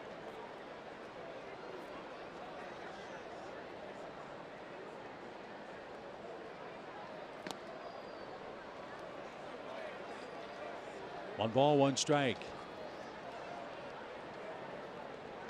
Freddie's batting average up to .336 now. He's trying to catch his former teammate for the batting average lead in the National League. Line drive into right. Freddie's 4 for 4. Here comes Albies to third. They're going to stop him. Atlanta plays it station to station. Freddie Freeman with his 4th hit. And the bases are loaded for the Braves here in the 5th inning. Any other time you're going to see Ron Washington with the big windmill wave home. Reyes is on this quickly. He's got a strong arm. Couple other things at play here. It's 8-0. Ozzie got hit by a pitch. Why force the issue? And Ronnie's saying the same thing to him. I don't know if your foot was okay, and I certainly don't want you to run into a collision at home plate if you're already hurting.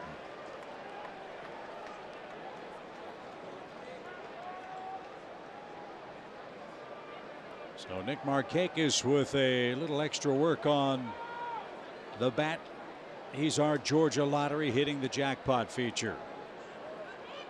On the road, average OPS, RBIs. That's another extra base hit tonight. How's that? Why not? Freddie Freeman with his 11th career 4-hit game is at first. Camargo at second. Albies at third. The Perella error keeps the inning alive for the Braves. Freeman now up to .339 on the year. Matt Kemp leads the National League in hitting for Los Angeles at .344. The pitch. Strike.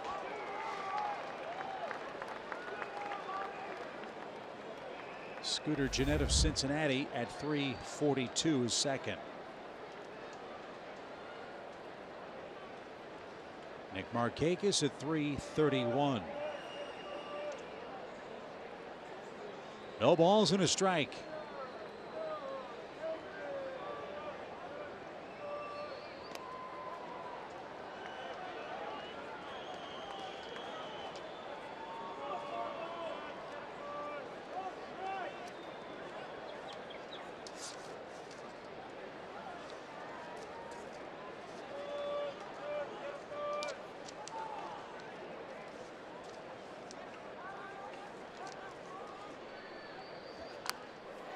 That's hammered foul, 1-2.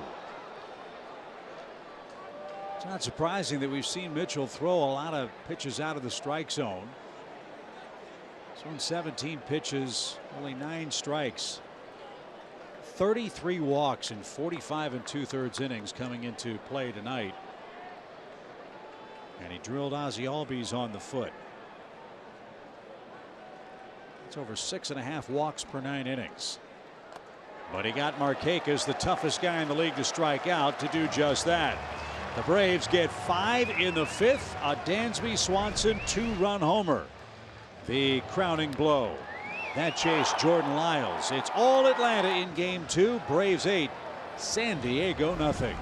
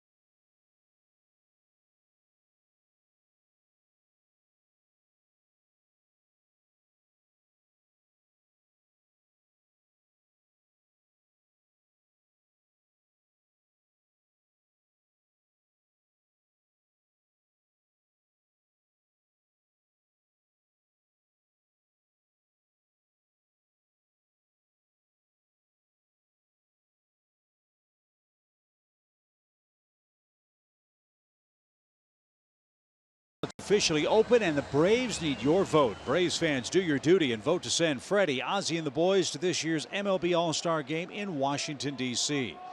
Your Braves promise to work hard, deliver positive results, and bring true baseball leadership to Washington. Vote for all of your Braves candidates today on the 2018 MLB All-Star Game ballot. Cast your vote at braves.com/vote. Hold on a second. Bring that back, please. Bring that back. Does that say Nick Markakis in there anywhere? That promo? He's part of the And the Boys. Freddie, Ozzie, and the boys. Now, that's no slight to Freddie and Ozzie, but Nick Markakis. Vote for Nick Markakis. Okay? Nick Markakis has more hits, and I assume more runs scored among active players for a guy that's never been on an All-Star team, which is absolutely remarkable. I'm with you. That's got to change this year. Yeah, so does a promo.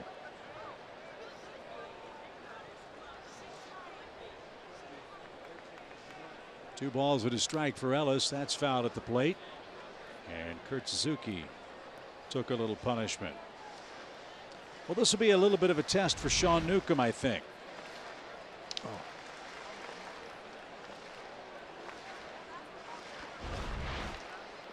Did that come up and get him in the side of the face? I mean, I know it hit his arm and shoulder. Couldn't tell if it got up under the mask or not. Goodness.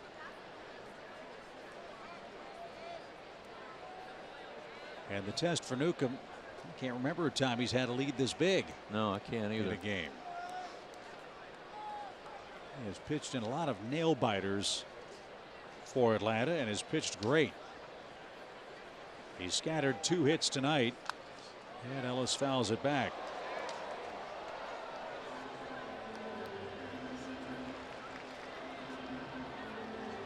He was in a 1-0 game after 5 against Miami on May the 13th.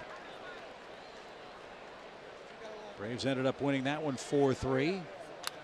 As this one's hit past Dansby into left field for Ellis, a leadoff single.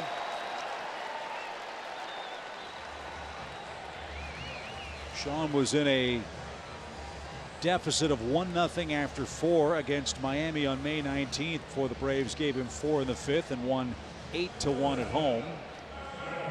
You know about the rough start in Boston on extended rest up at Fenway Park, where he lasted just 3 innings and threw a lot of pitches. Yeah, I don't think he liked that too much. The extra rest part? Yeah, I don't think he did.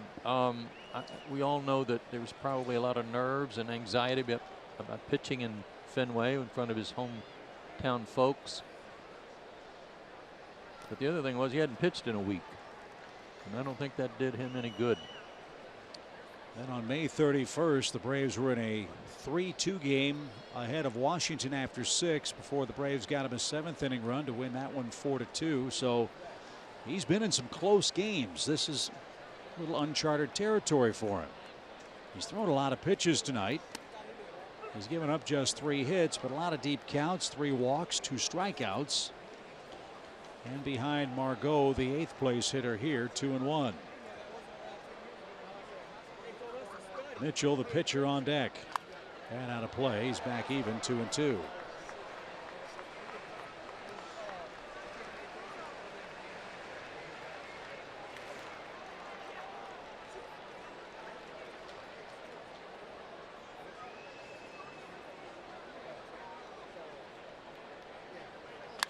Double play ball. That should be the 3rd one. Boy, what a lift that gives you when you give up leadoff hits or walks. You get the ball on the ground and your defense does its work. Dansby starts the 3rd double play for the Braves tonight. And they've all been sharply hit, including the one by Hosmer up the middle.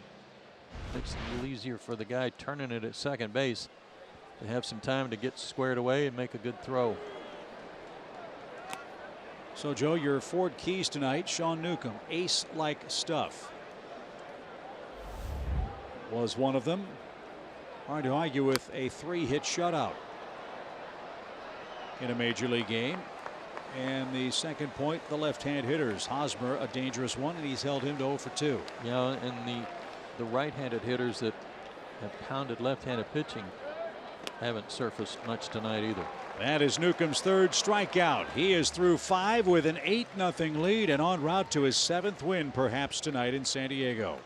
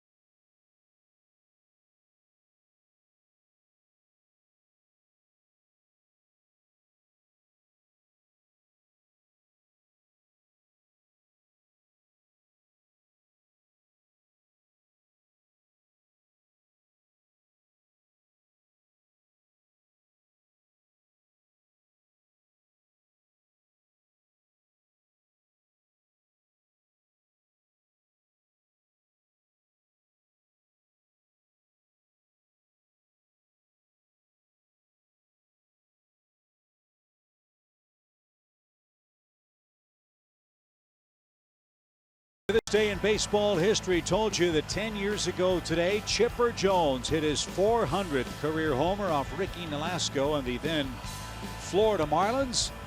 He joined Mickey Mantle and Eddie Murray as the only switch hitters in Major League history to get to that milestone.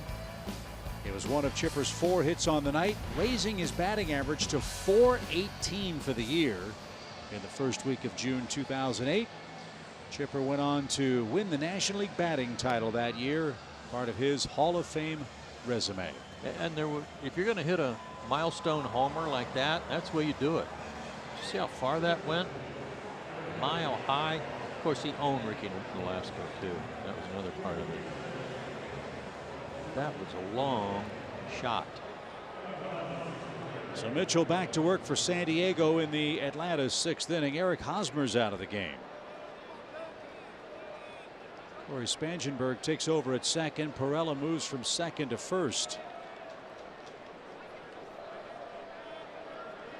So Andy Green saving some bullets for game 3 tomorrow against Mike Fultonevich. So Spangenberg will hit second behind Perella when the Padres come up in the bottom of this 6th inning.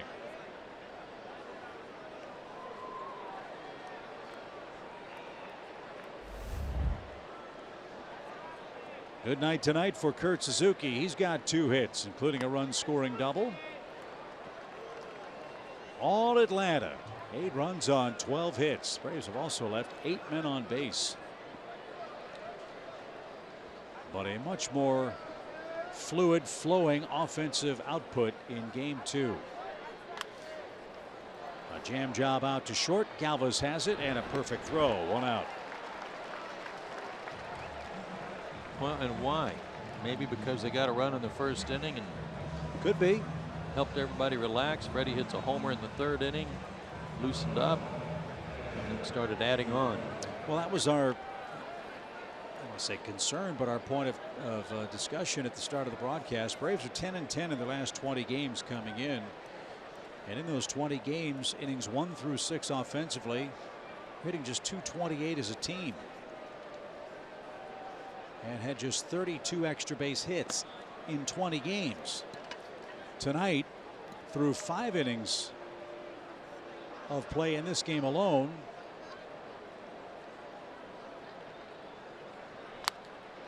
seven extra base hits.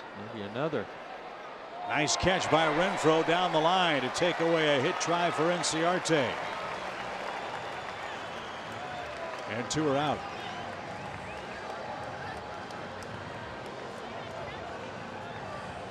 Nice play by Renfroe. Very good play, closing in on the wall and in foul territory.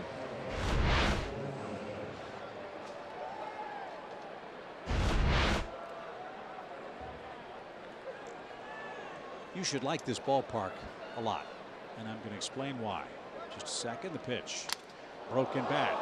Roller toward third. Villanueva has it. The throw to first in time. And you're going to have to wait to the bottom of the inning before I explain. 3 up, 3 down, 8-0 Atlanta.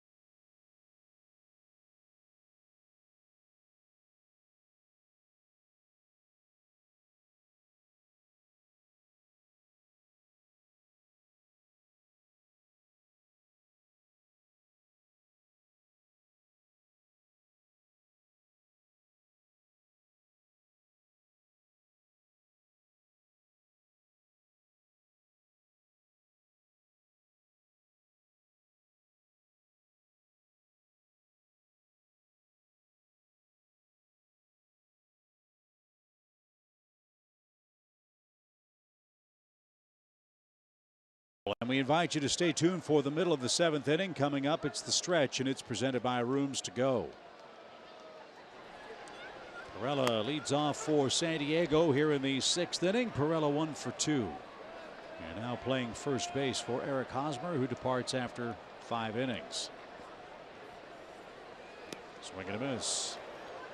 Reason, Joe, you should love this ballpark. Not only do we have the beautiful view of downtown, great fans here who can catch foul balls and chug beers, but look at what they've done to the outfield padding. Boy, wouldn't it be great if everybody paid attention? Goes all the way down to the warning track. Up the middle, Ozzie to his right. And he makes the play, 1 out. Wouldn't that be something if everybody else in MLB paid attention to that? Well, we haven't seen all the major league ballparks in a single season in a while, but I can't think of another one where the padding does this other than San Diego. No. Does it even do that in right field? Looks like it. What a trendsetter. See? You're right. Another reason to like Petco. Here's Spangenberg. Swing and a miss. Oh, that's 2 good hooks this inning already. Kind of neat to see Sean hold that pitch back and then give him something else to think about. 3rd time through the order. First time he's seen Spangenberg tonight. He's a 188 hitter. And downstairs. Good pitch. Missed the target, but it was a good pitch.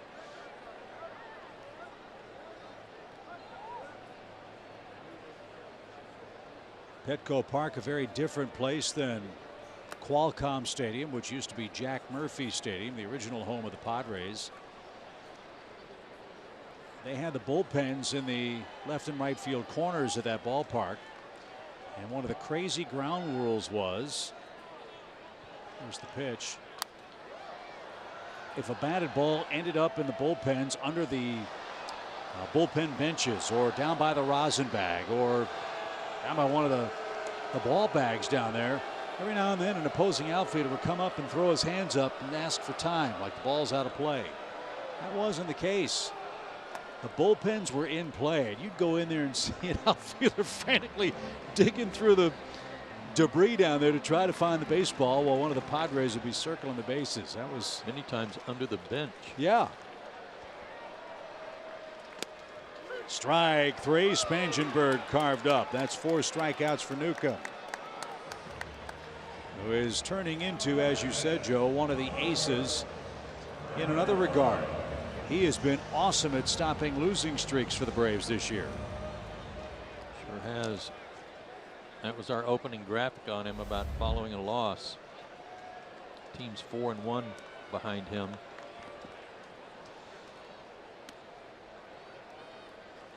Low to Renfroe, who has walked twice.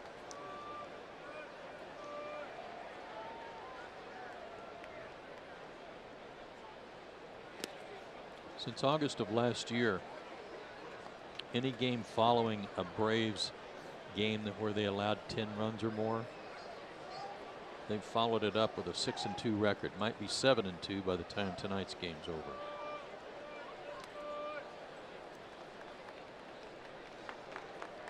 But this is especially good tonight when the highlight or the focus at the beginning of the broadcast was that they weren't scoring many runs early in the ball game in the first 6 innings, and tonight they've scored 8. And the fact that they haven't played well in this yard. So a lot of things taken care of tonight as Newcomb's battle back to fill up the count to Hunter Renfroe. He's walked twice. Let's see if Sean can take care of him here with pitch number 95 and get this thing to the 7th.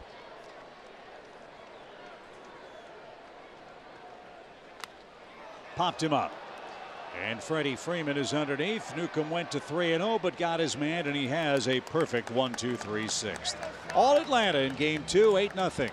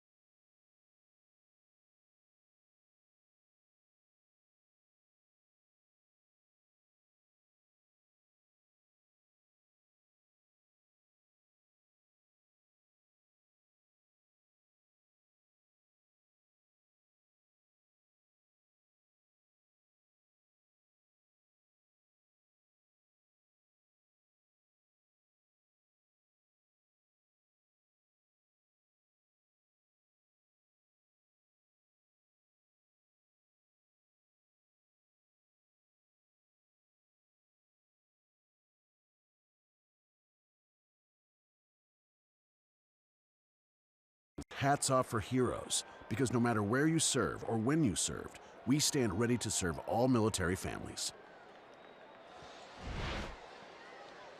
Sean Newcomb has an 8-run lead through 6. Getting some attaboys on the Braves dugout bench at 95 pitches. We'll see if he's going to continue. Ryan Flaherty's on deck.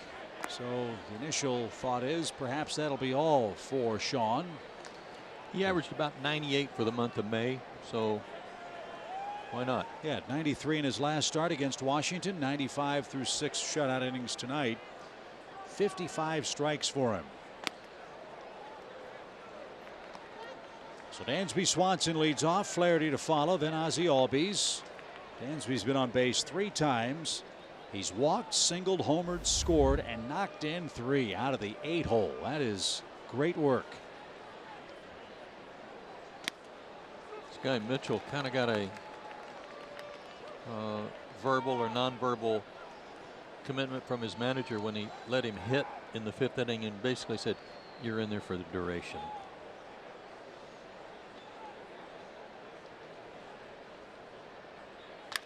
Sharply hit. Galvis can't get it. 3-hit game for Dansby. This is what we saw the first 4 weeks of the season for the Braves shortstop. 3 sharply hit balls and a good start to the Braves 7th. Well, anytime you get one by Galvis, you know you've hit it hard.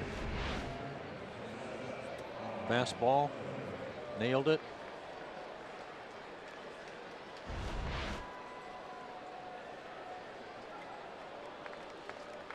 And that'll bring up Ryan Flaherty.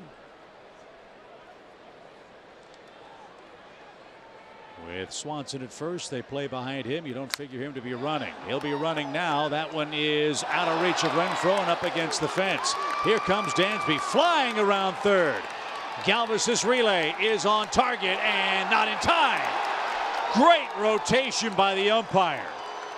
Nick Lenz was in perfect position. Jerry Davis down the third baseline to help out. Swanson called safe on the Flaherty double, and Atlanta leads 9-0.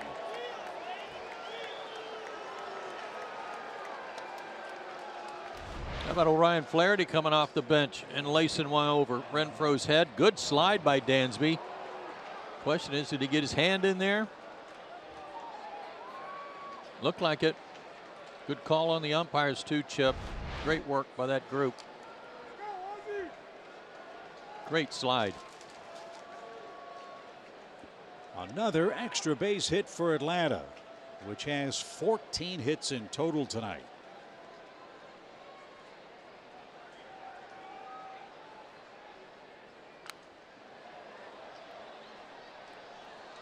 Ozzy'd like to rip one after getting hit in the foot last time up.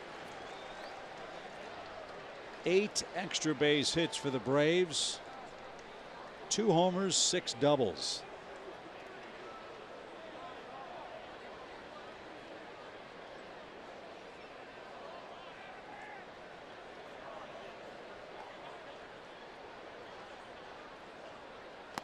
Last night, San Diego scored 11. Tonight, Atlanta has scored 9. A couple of lopsided games in the first 2.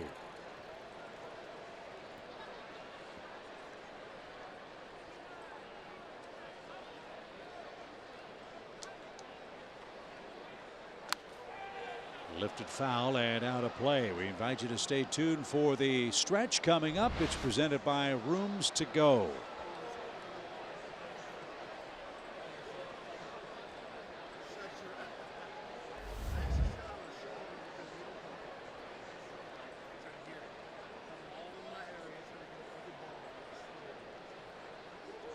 Ozzy 1 for 3 tonight, a first inning run. That got the floodgates open for the Braves. They haven't stopped hitting since. This is the 11th batter faced by Mitchell by my count, and he's only thrown 33 pitches. That doesn't seem possible. Newcomb grounded out early in the count. He hit Albies, I think, with the second pitch. Camargo rolled to the second baseman for an error. Freeman singled on the first pitch. Markakis struck out with the bases loaded. Then in the 6th inning, a 1-2-3 inning, and the Braves have jumped on him here early in the 7th. It's kind of hard to believe, isn't it? With all the base runners he's had, yeah. And he's gone 3-2 to Ozzy.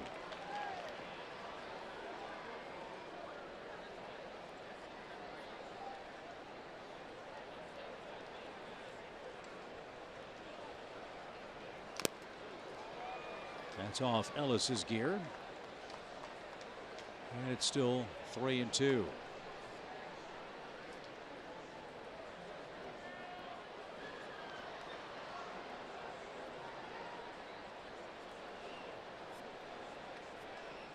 Washington already won tonight. Braves at the moment a 1/2 game lead in the division. If this lead holds, it'll still be a game lead entering tomorrow's game 3.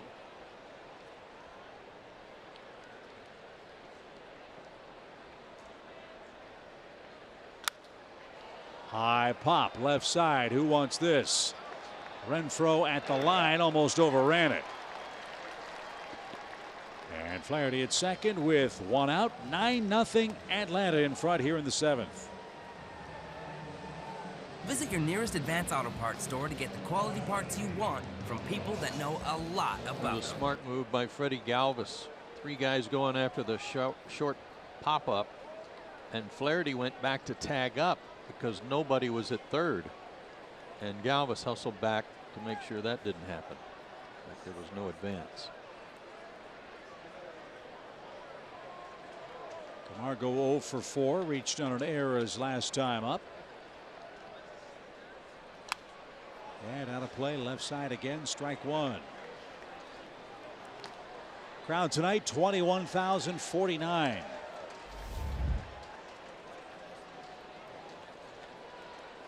Braves and Padres have drawn 40,000 for the first 2 games.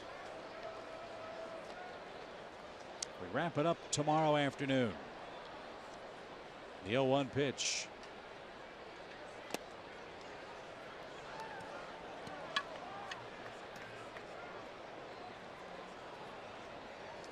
Yeah, I think you're right, Joe. Mitchell is the long guy. Last outing, June 1st against the Reds, he went 4 innings.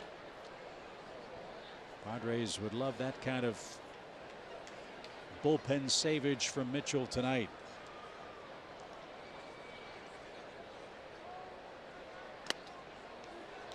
So far, it's been a happy night for Sean Newcomb. 95 pitches over 6 shutout innings against the Padres, against whom he got his first career win June 27th last year.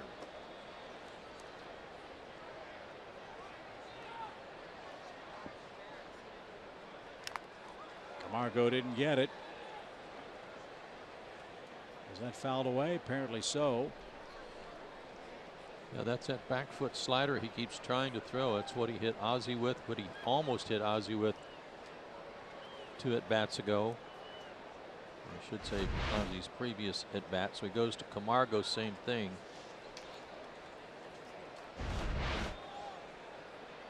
Yeah, I heard the tick of the ball off Jerry Davis's shin guard, not the bat, but clearly fouled away. 2 balls, 2 strikes.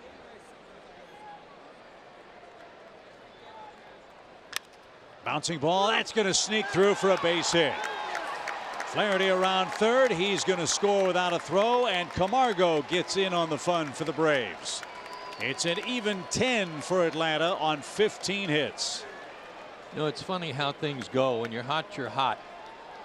And right before this pitch was made, Reyes in right field took 2 big side steps, 2 big hops to his right. And lo and behold, Camargo pulls one through the right side, and Reyes is out of position to have any chance at all of making a play. So the only Brave without a hit tonight is Ender Inciarte. Among the starting 8, Freddie Freeman 4 for 4. He's got the single, he's got the homer, he's got 2 doubles. How about a triple for the cycle? Wouldn't that be something?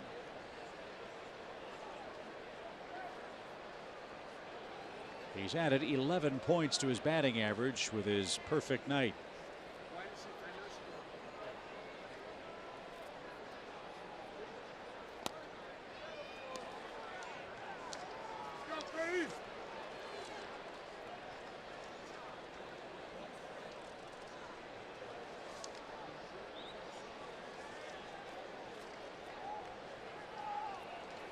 Freddie had a 5-hit game on May 10th against the Marlins.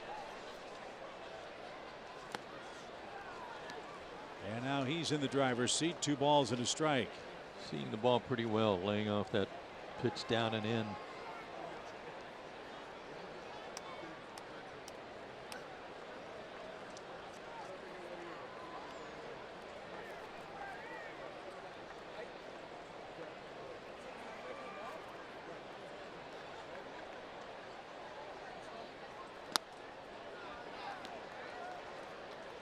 Three and 1.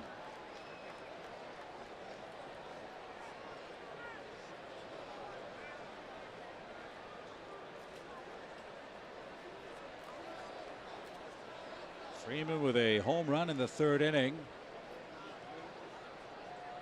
His 10th of the year. The pitch snapped a personal streak. Before tonight, Freddie's last 3 home runs all came against Miami's Harlan Garcia. Jordan Lyles added to the list tonight.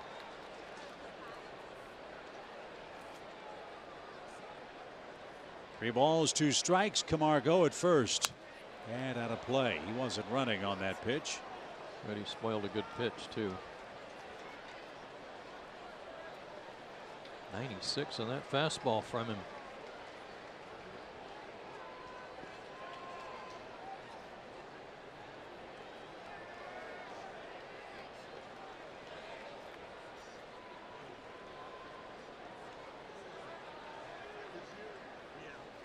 And Freeman takes ball 4. Perfect night continues for Freddie. That is Mitchell's first walk. He's had base runners all over the place, however, in relief. And Ellis to the mound to give Mitchell a breather with 1 out.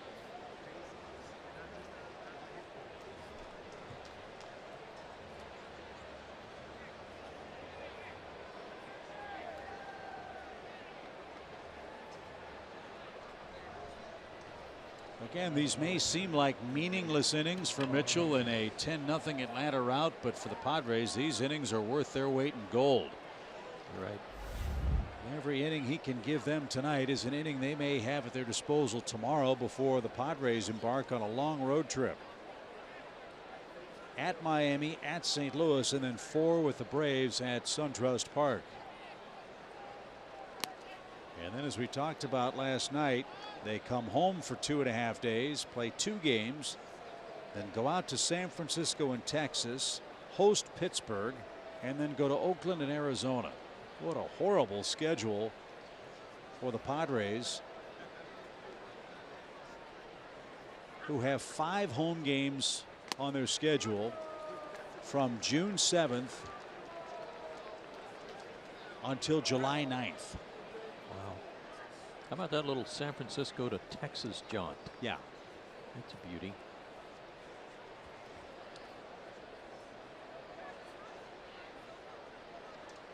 The pitch to Nick is off the plate. 2 balls and a strike. Speaking of the Giants, Madison Bumgarner came back tonight. Apparently pitched pretty well. Arizona leading the Giants 2-1. That game's in the 7th inning at AT&T Park. I'm told he went 6 innings and gave up both runs. But what a lift for the Giants to get Bumgarner back. They are, I think, what, a game and a half out of first entering play tonight. Remarkable considering how poorly the Giants started in the West. Yeah, he didn't walk anybody either. 6 innings, 8 hits, 2 runs, no walks, 3 strikeouts. And Mark Melanson's back. Fly ball belted straightaway center by Markakis. That ball is gone off the batter's eye.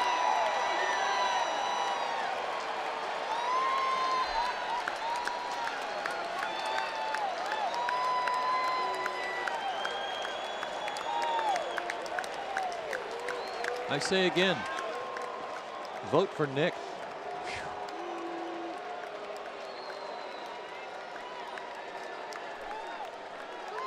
His 26th multi-hit game, a towering 3-run homer to straightaway center. Goodness, what a swing on that fastball. His bat is so nice and flat, like parallel to the ground, and when he brings it through, it is like a chop on. Stays in the zone for a long time. Man, oh man. So the Braves tonight have 2 5-run innings. One in the 5th, here in the 7th, and they are rolling 13-0.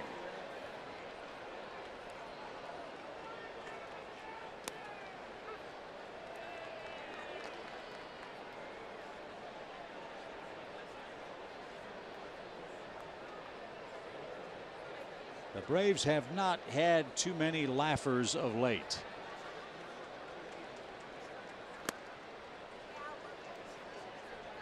And now, out of necessity, the Padres bullpen goes to work again as Mitchell is approaching 60 pitches. He's had 8 base runners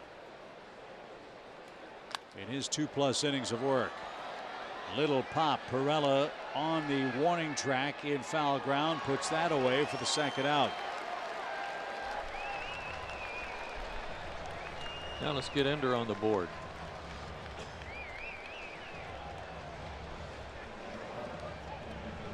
He is the only Braves regular player who has played tonight that doesn't have a hit, but he has scored a run.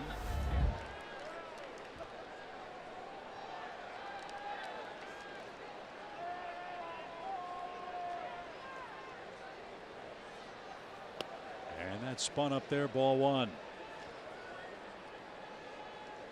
Phil Hughes is the man getting ready in the Padres bullpen.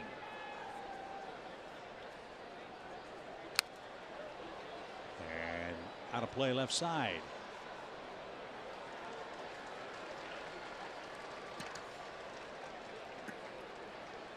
Braves are on their way to their 20th road win.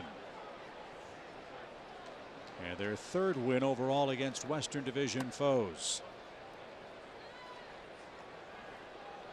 And with all due respect to any major league club, the Braves are doing tonight what they probably need to do if they want to win this division. They are entering a portion of their schedule where there's some teams who have not been as fortunate as the Braves this year. I was just thinking about Mike Foltynewicz and how if he had known your dad, he'd be over there going, save some for tomorrow, boys.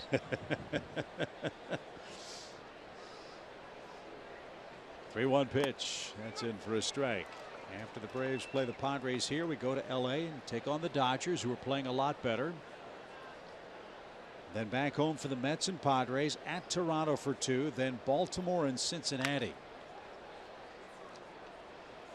The Reds and Orioles have combined to win 38 games this year.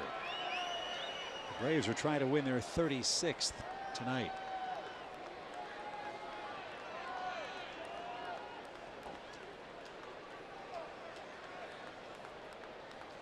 So a full count pitch for Inciarte. Here it is. Lined and just foul.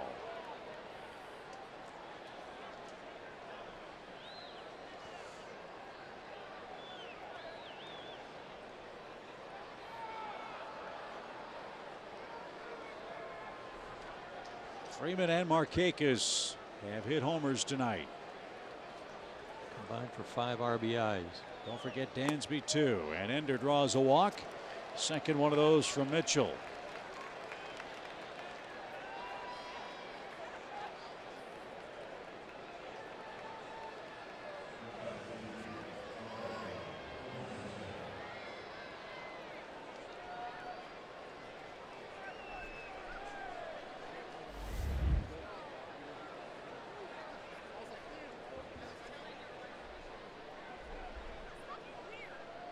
Jordan Lyles gave up 8 runs. Mitchell's allowed 5.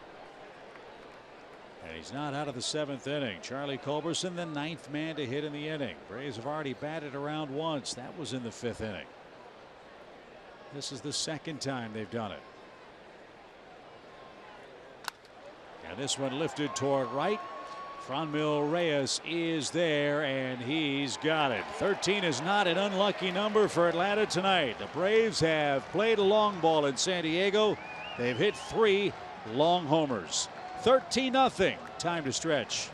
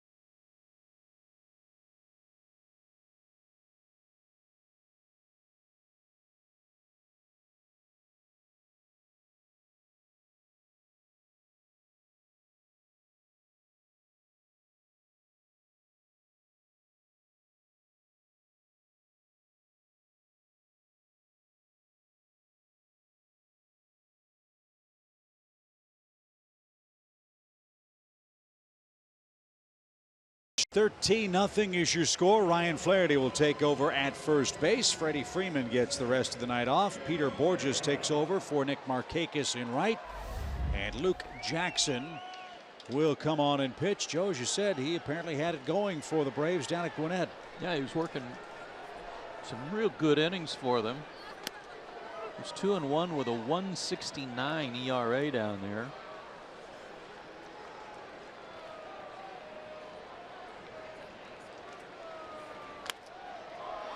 Had not allowed an earned run in his last 16 innings. Opponents dating to April 30th were hitting .098 against him. They're dealing. So a fresh arm for Atlanta with Julio going to the disabled list. As we mentioned earlier in the game last night, Julio jammed his thumb during an at-bat last night. The thumb got swollen overnight. Actually got swollen during the game. He had to come out. And the Braves put him on the 10-day disabled list, which raises a question. Who will pitch the final game of the road trip? That would be Julio's turn in rotation. Obviously, that's not going to happen.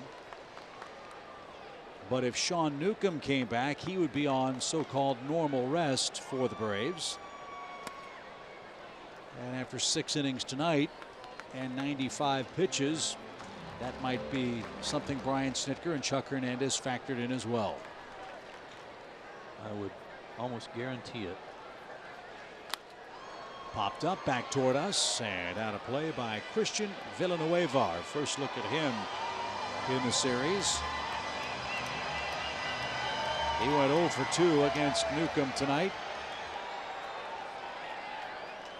Sean in line for his 7th victory.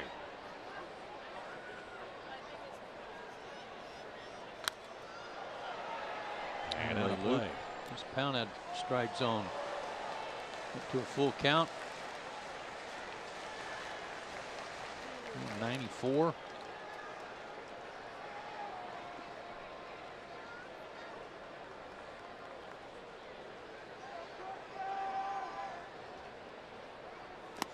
Swing and a miss. 95 up in the zone, and Villanueva couldn't get it.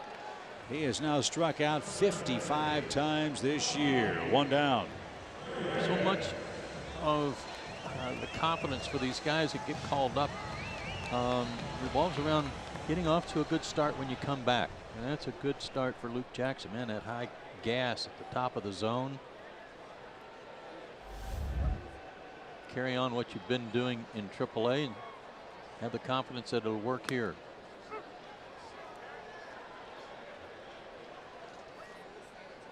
Franmil Reyes is 0 for 2. He struck out his last time up. 96.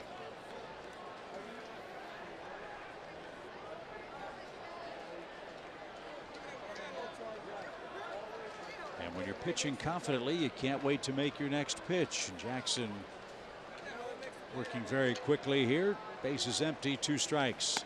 And he chased a high heater. 2 up, 2 down. That's a high one on that guy. Yeah, he's 6'7", right? 6'5". 6'5". There's a 7 in there. 6'5", 275 That's is right. what you were thinking. There you go. 2 outs. San Diego has only 3 hits tonight. Freddie Galvis has 1 of them.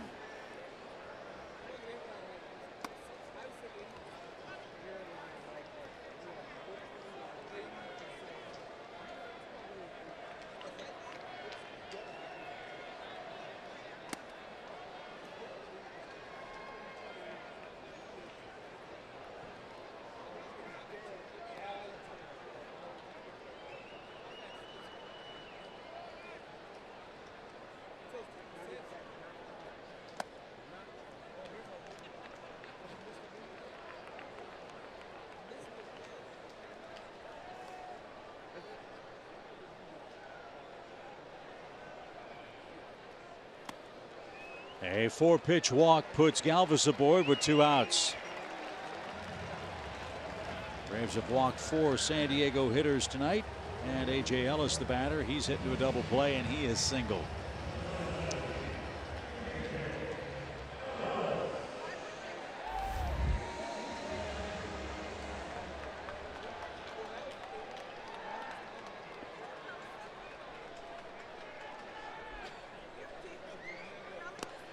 I want to congratulate Brian Bridges and the Braves scouting department. They wrapped up the second day of the draft today. 7 college players were taken by Atlanta. In fact, among the first 10 players chosen, just 1 high school player. That was the Braves' #1 pick, Carter Stewart. Braves took 4 right-handed pitchers, a center fielder, a shortstop, and a third baseman in the draft today, including A.J. Graffinino, Tony Graffinino's son, out of the University of Washington. Awesome. Guarantee you the kid knows how to play the game right. Tony certainly did. 2 balls, no strikes. And now 3-0 to Ellis. That's 7 straight off the mark for Jackson after striking out the first 2.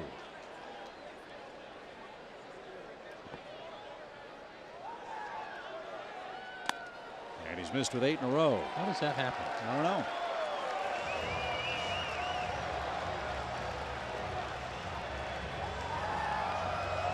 And here's Manuel Margot. When we get back to Atlanta, it'll be fun to sit down with Brian, and I would love to know what, if anything, has changed about the Braves' drafting philosophy under Alex Anthopoulos and his staff now. New regime, new set of eyes. Well, I know there was a need for some position players, and you know, drafting out of college, you feel like you've got some guys, especially depending on the program, like coming out of places where they've been playing in some good competition. Gosh, 10 in a row.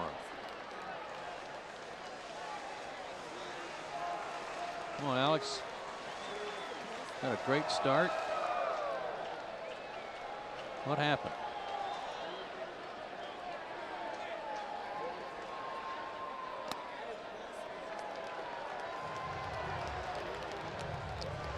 Well, they drafted Tristan Beck out of Stanford, Trey Riley out of John Logan College,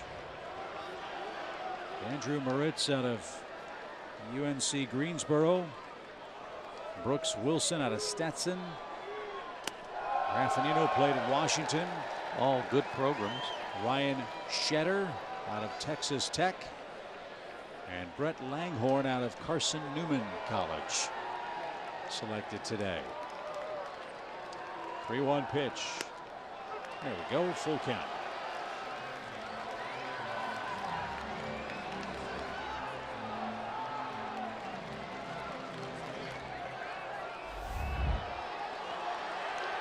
Three and two, 2 on, 2 out. Here it comes. Strike 3 called. That was an interesting inning. It was. Luke Jackson strikes out the side, walks 2, and we are off to the 8th.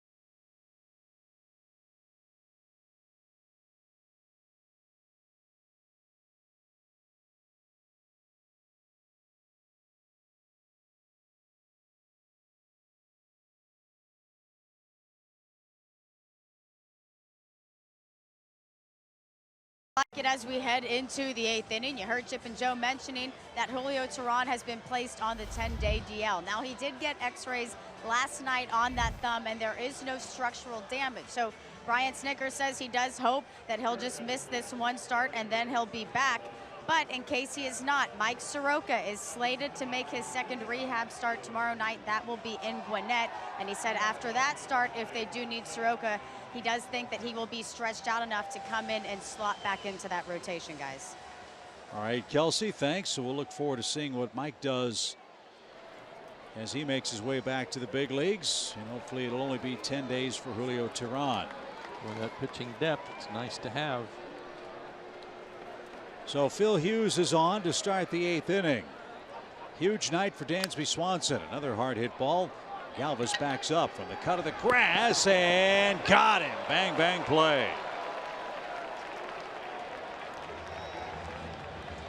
Dansby legged one out in his bid for a 4th hit. But with a 13-run lead, the Braves will not challenge. 1 pitch, 1 out for Hughes. Here's Flaherty. I think he swung at the first pitch and doubled in the Atlanta 7th. Hughes got some work in last night. An inning, 3 hits and a run. Struck out 2. That was in the 9th when the Braves put an extra run on the board. They got 3 straight hits to start the inning from the bottom of the order. Mitchell went 2 2/3 innings, 5 hits, 5 runs. Walked a couple of batters, hit a batter, and a home run. Also had a strikeout.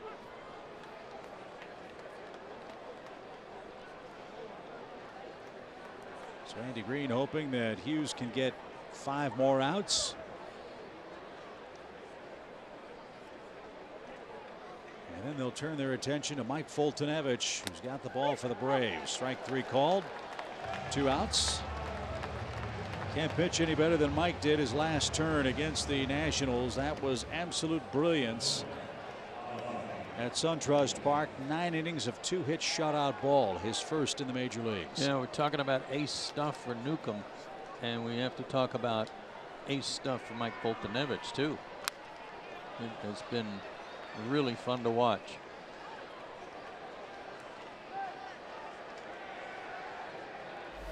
Mike will take a 5-3 record, a 2.22 ERA, and an opponent's batting average of 200 into the game tomorrow. This one's lifted to deep right.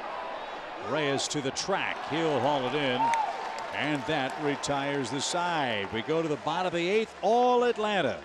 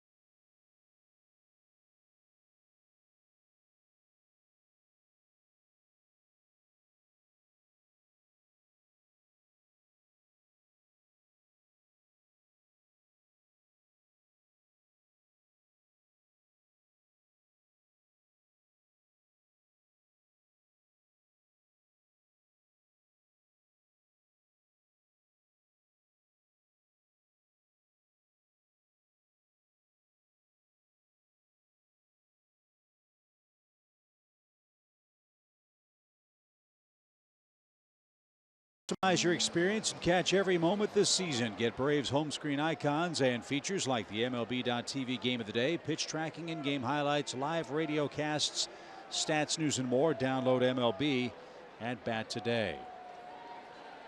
All Atlanta, as Matt Caesar is the hitter for the San Diego Padres. You might recall we told you the story about Caesar as a member of the Chicago Cubs. This guy is a lifesaver. Quite literally, in fact. Matt was a two-sport star at Villanova, and at the urging of his coaching staff there, joined the bone marrow registry program. And one day after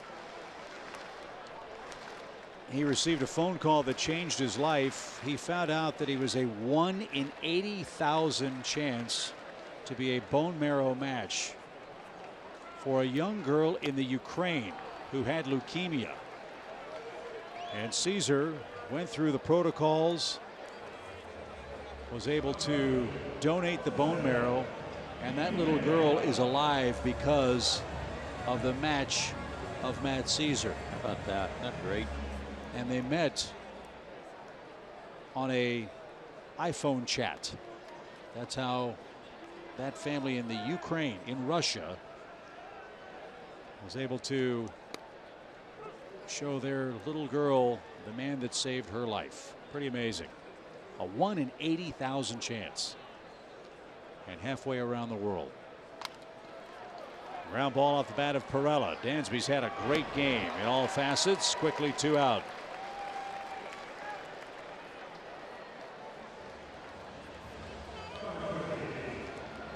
Four strikeouts for Luke Jackson. 2 quick outs in the inning.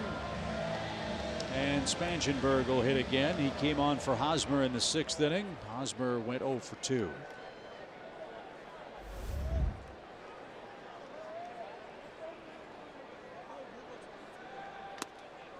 Right there, a strike. So the Braves are going to remain a game ahead of Washington, entering action tomorrow. This one hit right into the shift, right behind the bag. Easy play. And it's 3 up, 3 down for Jackson. To the 9th we go. This one's been fun.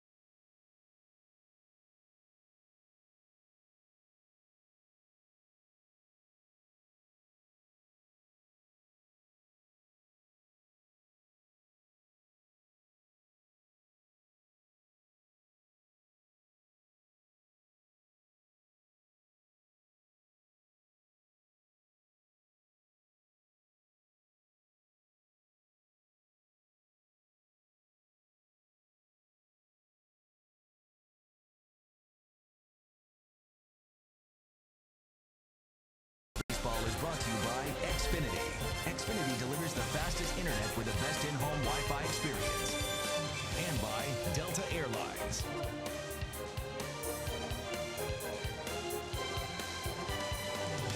Beautiful night at Petco Park. Braves 13, San Diego nothing, and with a bullpen game ahead for the Padres.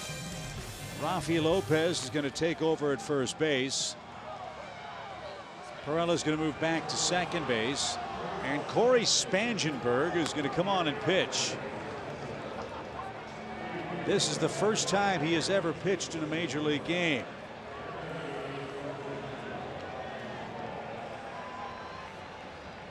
Well, they're trying to save some arms for tomorrow.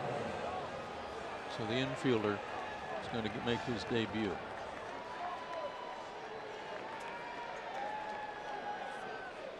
And I'm sure you hitters would say you don't want to be made out by a position player. No. Well, you might make an out. Just don't strike out. 85 miles an hour.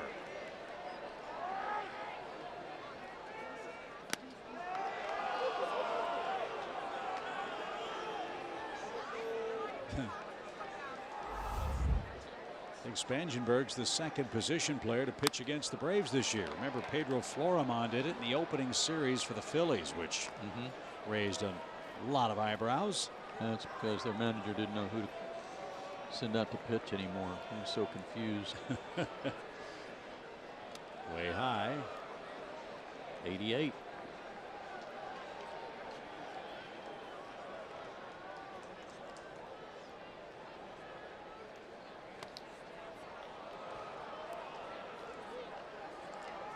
The last Padre position player to pitch was former Brave Eric Ibar, who did it almost a year ago today. June 8th, 2017.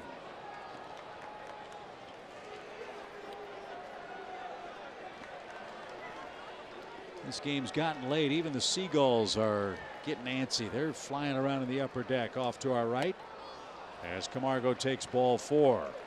That's the one thing. I don't want to call it embarrassing for a manager to have to do that, but it's, you know, dire straits to try to save somebody for tomorrow. But the last thing you want is, and Spangenberg too, you don't want to walk people. You get knocked around a little bit, that's one thing. Braves Live presented by Xfinity is next. And that's upstairs a ball. Borges' first at bat tonight. And he hits a line drive to left. So the Braves with 17 hits.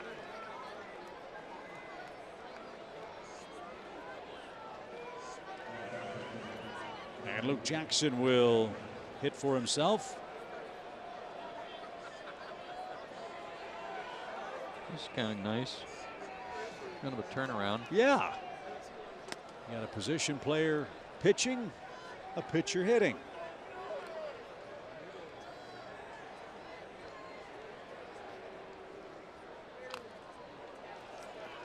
Lucas thinking, this is my chance. I'm going downtown, baby. Yeah. He was smiling when he stood in the batter's box for his third trip to the plate in the big leagues. 1-1. Bouncing ball. Nice pick. Galvis got in the way, and somehow they converted the double play. Holy smokes, that was incredible. That was a Mixo Billy play out there at second on that Yikes. one.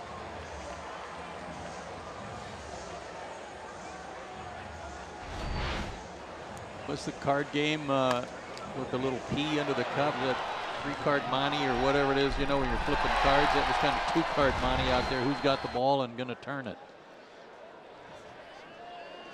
So Camargo to third with 2 outs. And Kurt Suzuki is the batter after the 1-4-3 double play. Driven to right on the first pitch. And the ball gets down in front of Reyes. A run is in. Kurt Suzuki has a 3-hit night. And that makes it 14-0. His second RBI. And Spangenberg's ERA just went through the roof.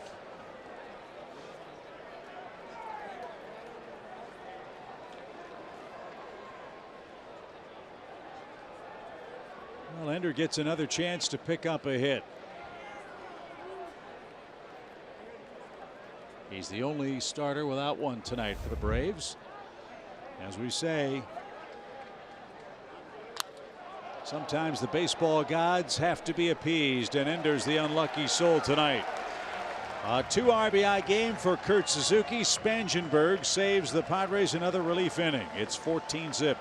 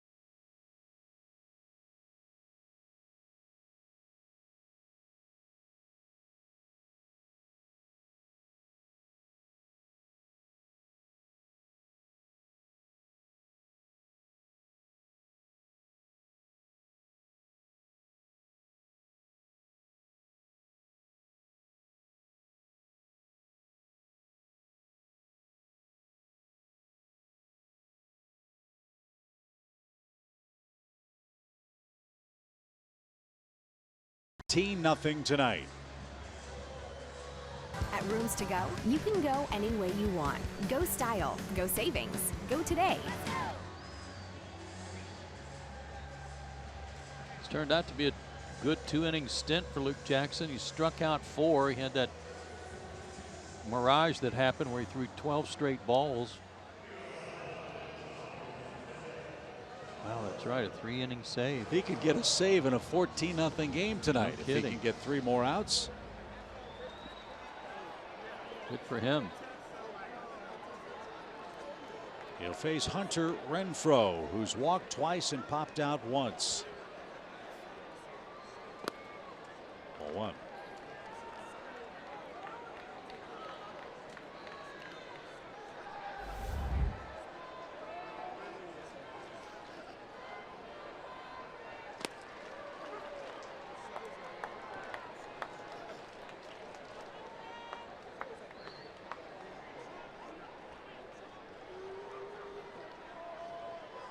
One ball, one strike.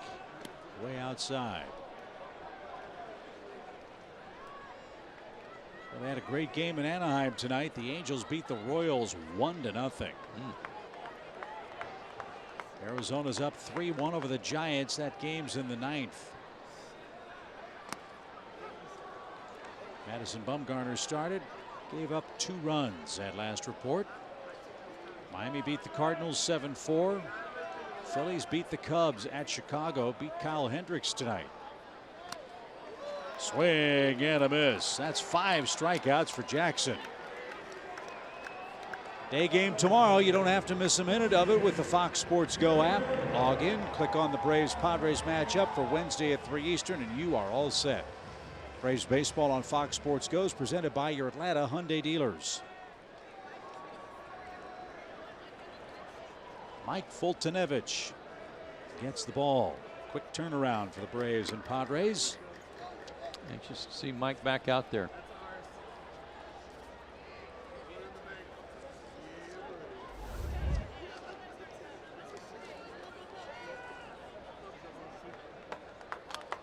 Fouled away.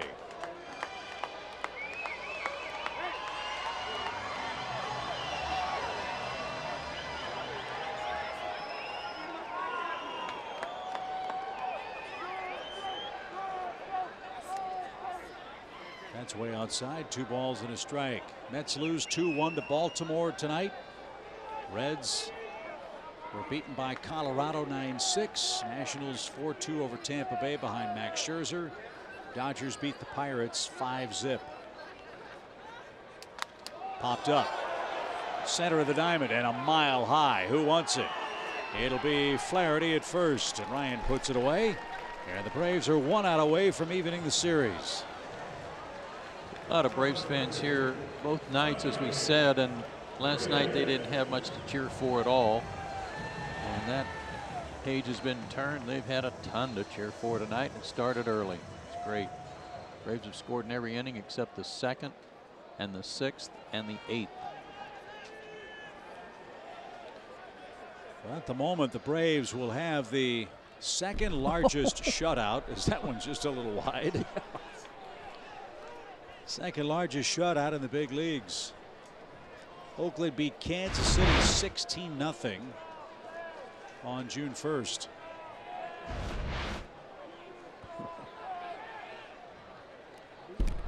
Almost hit the kitty cat twice. Here we go again. Come on now.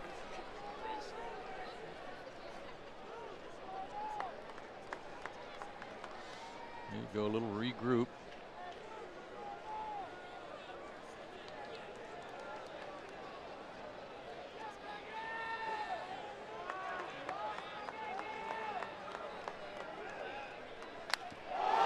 Fly ball deep left center field. Reyes with a tape measure homer.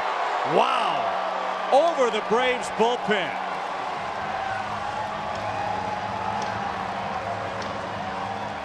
I can't wait to see how far that one was hit.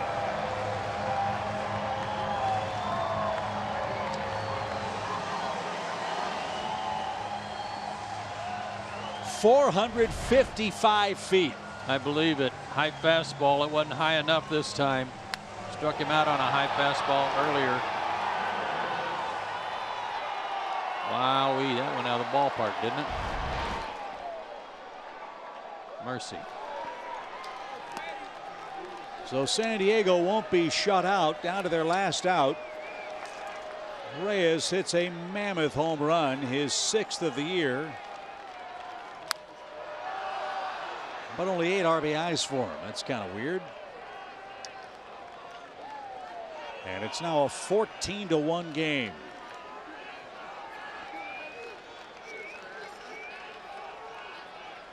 The 0-2 pitch for Freddie Galvis is outside.